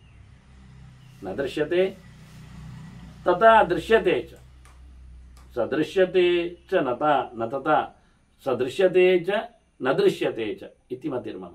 ಅವನು ಕಾಣುತ್ತಾನೆ, ಕಾಣುವುದಿಲ್ಲ. ಅವನು ಹೇಳಲ್ಪಡುತ್ತಾನೆ, ಹೇಳಲ್ಪಡುವುದಿಲ್ಲ. ಅವನ ಬಗ್ಗೆ ಪರಿಪೂರ್ಣವಾದ ಎಚ್ಚರ ನಮ್ಮಲ್ಲಿ ಇಲ್ಲ ಎನ್ನುವುದು ಮುಖ್ಯವಾದ ಸಂಗತಿ ಆಗ್ತದೆ. ತ್ವಚಾ ಸ್ಪೃಶತಿ ವೈ ವಾಯುಂ ಆಕಾಶಸ್ಥಂ ಪುನಃ ಪುನಃ ತಸ್ತಂ ಗಂಧಂ ತಥಾಗ್ರಾತಿ ಜ್ಯೋತಿಂ ಪಶ್ಯತಿ ಚಕ್ಷುಷ. ನೋಡಿ, ಆಕಾಶದಲ್ಲಿ ಇರತಕ್ಕಂಥ ನಮಗೆ ಗಾಳಿ ಮುಟ್ಲಿಕ್ಕೆ ಸಿಗ್ತದೆ, ಪರಿಮಳವನ್ನು ಮೂಸಲಿಕ್ಕೆ ಬರ್ತದೆ, ಬೆಳಕನ್ನು ಕಾಣಲಿಕ್ಕೆ ಬರ್ತದೆ. ತಥೋ ರಶ್ಮಿಗಣಶ್ಚೈವ ಮೇಘಜಾಲಂ ತಥೈವ ಚ. ಮೋಡವನ್ನು ನೋಡ್ಲಿಕ್ಕೆ ಆಗ್ತದೆ ಈಗ ಮಳೆಗಾಲದಲ್ಲಿ. ಅದರ ಎಡೆಯಲ್ಲಿಯೂ ಸಹ ಸೂರ್ಯನ ಕಿರಣವನ್ನು ಗಮನಿಸಬಹುದು. ವರ್ಷಂ ನೋಡಿ, ಈಗ ಮಳೆಯನ್ನು ಕಾಣಲಿಕ್ಕೆ ಆಗ್ತದೆ. ತಾರಾಗಣಂಚೇವ, ಸಂಜೆ ಹೊತ್ತಿನ ನಕ್ಷತ್ರ ಕಾಣಲಿಕ್ಕೆ ಸಿಗ್ತದೆ. ಆದರೆ ನಾಕಾಶಂ ದೃಶ್ಯತೆ, ಪುನಃ ಆಕಾಶ ಕಾಣ್ತದೆ. ಆಕಾಶಸ್ಯ ಕಥಾಕಾಶಂ ಸದ್ರೂಪಂ ಇತಿ ನಿಶ್ಚಿತಂ. ಆಕಾಶಕ್ಕೆ ಅವಕಾಶ ಕೊಡತಕ್ಕಂಥ ಗುಣವನ್ನು ಕೊಟ್ಟವನೇ ಭಗವಂತ. ಅವಕಾಶ ಪ್ರದೋ ನಿತ್ಯಂ ಅಂತ. ಹಾಗಾಗಿ ಭಗವಂತನಾಗಿ ಆಕಾಶ, ಆಕಾಶ ಅಂದರೆ ಭಗವಂತ. ಆಕಾಶ ಸರ್ವಗತಶ್ಚ ನಿತ್ಯ. ದೇವರನ್ನು ಹೇಳುವುದು ನಾವಾಗಿ ತಿಳಿಯಲಾರದ ಸಂಗತಿ. ಕಂಡರೂ ನೋಡಲಿ ಕಾಣ್ತದೆ ನಮಗೆ, ಆದರೆ ಆಕಾಶ ಅಲ್ಲದು, ಮುಟ್ಲಿಕ್ಕೂ ಸಿಗುವುದಿಲ್ಲ, ಬರ್ಲಿಕ್ಕೂ ಆಗ್ತಾ ಇಲ್ಲ. ಹಾಗಾಗಿ ಭಗವಂತ ತದರ್ಥೇ ಕಲ್ಪಿತ ಹ್ಯೇತಾ ತತ್ ಸತ್ಯೋ ವಿಷ್ಣುರೇವಹಿ. ಆದ್ದರಿಂದ ಭಗವಂತ ಆಕಾಶದಂತೆ ಅಂದಾಗ ಆಕಾಶ ಹೇಗೆ ಸತ್ಯವೋ ಆದರೂ ಅರ್ಥ ಆಗುವುದಿಲ್ಲವೋ ಹಾಗೆ ಭಗವಂತನು ಸಹ ಅತ್ಯಂತ ಅರ್ಥನಾಗಿ ಅರ್ಥ ಆಗದ ಸಂಗತಿಯಾಗಿ ನಮ್ಮಲ್ಲಿ ಇದ್ದಾನೆ. ಆದ್ದರಿಂದ ಭಗವಂತನ ಸತ್ಯಯಾನಿ ನಾಮಾನಿ ಗೌಣಾನಿ ಉಪಚಾರಾತ್ ಪರಾತ್ಮನಿ. ಭಗವಂತನ ಹೇಳುವ ಶಬ್ದಗಳೆಲ್ಲ ಔಪಚಾರಿಕ, ದೇವರನ್ನು ಮುಟ್ತದೆ, ಪೂರ್ಣ ಮುಟ್ಟುವುದಿಲ್ಲ. ಅದರಿಂದ ದೇವರನ್ನು ಹೇಳುತ್ತದೆ, ಅಲ್ಲಿವರೆಗೆ ಹರಡುತ್ತದೆ, ಪೂರ್ಣವಾಗಿ ಪರಿಚಯಿಸಿಕೊಳ್ಳದೆ ಹಿಂದಕ್ಕೆ ಬರ್ತದೆ. ನ ಚಕ್ಷುಷಾ ನ ಮನಸ ನ ಚಾನ್ಯೇನ ಪರೋ ವಿಭು ಚಿಂತ್ಯತೆ ಸೂಕ್ಷ್ಮಯ ಬುದ್ಧಿಯ ವಾಚಾವಕ್ತಂ ನ ಶಕ್ಯತೆ. ದೇವರನ್ನು ನಾವು ಕಣ್ಣಿನಿಂದ ಮುಟ್ಲಿಕ್ಕಾಗಲಿ, ತಿಳಿಲಿಕ್ಕಾಗಲಿ, ಮನಸ್ಸಿನಿಂದ ಯೋಚನೆ ಮಾಡಲಿಕ್ಕಾಗಲಿ, ಯಾವುದೇ ಒಂದು ತಂತ್ರದಿಂದಲಾಗಲಿ ಆಗುವುದಿಲ್ಲ. ಯಾಕೆಂದರೆ ಅವನು ಅದರ ಆಚೆ ಇದ್ದಾನೆ ಭೌತಕ್ಕಿಂತ, ಮತ್ತು ಅದಕ್ಕಿಂತ ದೊಡ್ಡದಿದ್ದಾನೆ, ವ್ಯಾಪ್ತನಿದ್ದಾನೆ. ಕಣ್ಣಿನಲ್ಲಿ ಕಾಣುವುದು ಎದುರಿದ್ದ ವಿಷನ್ ಮಾತ್ರ ಹೊರತು ಆಚೆದು ಕಾಣುವುದಿಲ್ಲ. ಮನಸ್ಸು ನಮಗೆ ಒಂದು ಇಯತ್ತಾ ಇದೆ, ಅದರ ಆಚೆ ಚಿಂತನೆ ಮಾಡಲಿಕ್ಕೆ ಬರುವುದಿಲ್ಲ. ಹಾಗಾಗಿ ದೇವರು ಅದರ ಆಚೆಗಿದ್ದಾನೆ, ವ್ಯಾಪ್ತನಿದ್ದಾನೆ. ಆದ್ದರಿಂದ ಸೂಕ್ಷ್ಮವಾದ ಬುದ್ಧಿಯಿಂದ ಮಾತ್ರ ಭಗವಂತನನ್ನು ಪರಿಚಯಿಸಿಕೊಳ್ಳಿಕ್ಕಾಗ್ತದೆ, ಮಾತಿನಿಂದ ಹೇಳಲಿಕ್ಕಾಗುವುದಿಲ್ಲ. ಏತತ್ ಪ್ರಪನ್ನಮಖಿಲಂ ತಸ್ಮಿನ್ ಸರ್ವಂ ಪ್ರತಿಷ್ಠಿತಂ. ಇಡೀ ಜಗತ್ತು ಅವನಿಗೆ ಮಣಿದಿದೆ, ಎಲ್ಲರೂ ಮಣಿದಿದ್ದಾರೆ, ಎಲ್ಲವೂ ಭಗವಂತನಲ್ಲಿ ನೆಲೆಗೊಂಡಿದೆ. ಮಹಾಘಟೋ ಅಲ್ಪಕಶ್ಚೈವ ಯಥಾ ಮಹ್ಯಾಂ ಪ್ರತಿಷ್ಠಿತಂ. ದೊಡ್ಡ ಮಡಿಕೆಯು ಸಣ್ಣ ಮಡಿಕೆಯು, ದೊಡ್ಡ ವಸ್ತು ಸಣ್ಣ ವಸ್ತು ಹೇಗೆ ನೆಲದಲ್ಲಿ ಕೂತಿದೆಯೋ ಹಾಗೆ ಇಡೀ ಜಗತ್ತು ಭಗವಂತನಲ್ಲಿ ಆಶ್ರಯವನ್ನು ಪಡೆದಿದೆ. ದೊಡ್ಡವರು ಸಣ್ಣವರು ಎಲ್ಲರೂ ಎಲ್ಲ ಕಡೆ, ಜಡವು ಜೀವವು ಭಗವಂತನಲ್ಲಿ ಆಶ್ರಯಿಸಿದೆ. ದೇವರು ಹೇಗೆ ಹೇಳುವ ಅಂದರೆ ನಚ ಸ್ತ್ರೀ ನ ಪುಮಾಂಚೈವ ಯಥೈವಚ ನ ಪುಂಸಕ. ದೇವರನ್ನು ನಾವು ಪುಲ್ಲಿಂಗದಲ್ಲಿಯೂ ದೇವರು ಅಂತೇವೆ, ಬಹಳ ದೊಡ್ಡ ಬೃಹತ್ ದೇವತಾ ಅಂತ ಭಗವಂತನನ್ನು ದೊಡ್ಡದು ಅಂತ ಸ್ತ್ರೀಲಿಂಗದಲ್ಲಿ ಕರಿತೇವೆ. ತದ್ ಬ್ರಹ್ಮ ಅಂತೇಳಿ ದೊಡ್ಡದು ಹೇಳಿಗಳು ನಭುಸಲ್ಲಿ ಕರಿತೇವೆ. ಆದರೆ ದೇವರದ್ದು ಯಾವುದೂ ಅಲ್ಲ. ಹಾಗಿಲ್ಲ, ಭೌತವಾದ ವಿಕಾರಗಳಿಂದ ಪರಿಣಾಮಗಳಿಂದ ಲಿಂಗದಿಂದ ಭಗವಂತನ ಗಮನಿಸಿಕೆ ಇಲ್ಲ. ಹಾಗೆಯೇ ಶಬ್ದಗಳು ಸಹ, ಹೇಗೆ ರೂಪವು ಹಾಗೆ ಶಬ್ದವು ಅನ್ನೋ ನೆಲೆಯಲ್ಲಿ ಕೇವಲಂ ಜ್ಞಾನ ಮಾತ್ರಂ ತತ್ ತಸ್ಮಿನ್ ಸರ್ವಂ ಪ್ರತಿಷ್ಠಿತಂ. ಅದು ಕೇವಲ ಜ್ಞಾನ ರೂಪ, ಸತ್ಯಂ ಜ್ಞಾನಮನಂತಂ ಬ್ರಹ್ಮ ಅಂತ. ಹಾಗಾಗಿ ಅಂತಹ ಭಗವಂತನನ್ನು ಹಾಗೆ ಚಿಂತನೆ ಮಾಡಿದರೆ ಹೇಗೆ ನೋಡಿ, ರಸಭೇದೆ ತಥಾ ತೋಯೆ ಯಥಾ ತೋಯೆ ಪ್ರಕೃತ್ಯಾಂ ಆತ್ಮನಸ್ತತ. ದೇವರು ಸೃಷ್ಟಿ ಮಾಡಿದ ಈ ಪ್ರಕೃತಿಯಲ್ಲಿನ, ದೇವರ ಅಧೀನವಾದ ಈ ಪ್ರಕೃತಿಯಲ್ಲಿ, ನೀರಿನಲ್ಲಿ, ನೆಲದಲ್ಲಿ ಇರತಕ್ಕಂತಹ, ಗಾಳಿಯಲ್ಲಿ ಬಂದಿರತಕ್ಕಂತಹ ಯಾವುದೋ ಒಂದು ಸಂಪರ್ಕ ಕೊಣಗಾಣಿ ಭೇದೆಯನ್ನು ಕಾಣುತ್ತದೆ. ಹಾಗೆ ದೇವರಲ್ಲಿ ನಾವು ಗುರುತಿಸುವುದಷ್ಟೇ. ನಮ್ಮ ಭೌತವಾದ ಪರಿಚಯದಿಂದಾಗಿ ಭಗವಂತನಲ್ಲಿ ವಿಕಾರಗಳನ್ನು, ವ್ಯತ್ಯಾಸವನ್ನು ಹೇಳ್ತೇವೆ. ನಿಜವಾಗಿ ಭಗವಂತ ಅತ್ಯಂತ ಭಿನ್ನನಿದ್ದಾನೆ. ಆದರೆ ಅವನ ಮಾತಿನ ಸ್ಮರಣೆಯಿಂದ, ಅವನ ನಾಮದ ಚಿಂತನೆಯಿಂದ ಖಂಡಿತವಾಗಿಯೂ ಸುಖ ಆಗ್ತದೆ ಎನ್ನುವುದು ತಪ್ಪಿಲ್ಲ. ನೀರು ಕುಡಿದಾಗ ಖುಷಿಯಾಗ್ತದೆ ಎನ್ನುವುದು ಹೇಗೆ ತಪ್ಪಲ್ಲವೋ, ಅದು ಗ್ಯಾರಂಟಿಯೋ, ಅದರಂತೆ ತದ್ವಾಕ್ಯ ಸ್ಮರಣ ನಿತ್ಯಂ ತೃಪ್ತಿಂ ವಾರಿ ಪಿಬನ್ನಿವ.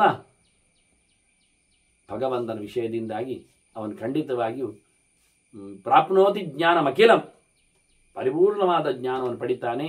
ಅದರಂತೆ ತೇನ ತತ್ ಸುಖಮೇಧತೆ, ದೊಡ್ಡದಾದ ಮೋಕ್ಷವನ್ನು ಪಡಿತಾನೆ, ಸುಖವನ್ನು ಪಡಿತಾನೆ. ಆದ್ದರಿಂದ ನಾಮಕ್ಕೆ ಅರ್ಥ ಇದೆ, ದೇವರ ಚಿಂತನೆಯಿಂದ ದೇವರನ್ನು ಮುಟ್ಟಿದೆ ಎನ್ನುವುದು ಸತ್ಯ. ಆದರೆ ಪರಿಪೂರ್ಣವಾಗಿ ನಾಮ ಭಗವಂತನನ್ನು ವ್ಯಾಪಿಸುವುದಿಲ್ಲ ಎನ್ನುವುದು ಅಷ್ಟೇ ಸತ್ಯ. ಆದರೆ ಅವನ ಧಾರಣೆಯಂತೆ, ಅವನ ಯೋಚನೆಯಂತೆ, ಅವನ ಸಾಧನೆಯಂತೆ ಅದರ ಪರಿಚಯದೊಂದಿಗೆ ಜ್ಞಾನ ಮತ್ತು ಸುಖ ಖಂಡಿತವಾಗಿ ಲಭ್ಯ. ಯಾಕೆಂದರೆ ಭಗವಂತ ಜ್ಞಾನರೂಪ, ಆನಂದರೂಪ, ಸಚ್ಚಿದಾನಂದಂ ಬ್ರಹ್ಮ ಎನ್ನುವ ಅನುಸಂಧಾನ ಬಹಳ ಶಬ್ದದ ಔಚಿತ್ಯದಲ್ಲಿ ಇಲ್ಲಿ ಟೋಟಲಿ ಅವನ ಅನುಸಂಧಾನಕ್ಕೆ ಬಂದಿದೆ. ಇನ್ನು ಕೆಲವು ಚಿಂತನೆಗಳೊಂದಿಗೆ ನಾವು ಶ್ವೇತಗೆ ಸುವರ್ಚಲೆಯನ್ನು ಕಾಣುವ. ವಂದನೆಗಳೊಂದಿಗೆ ಶ್ರೀಕೃಷ್ಣ ನಾರಾಯಣ ನಾರಾಯಣ.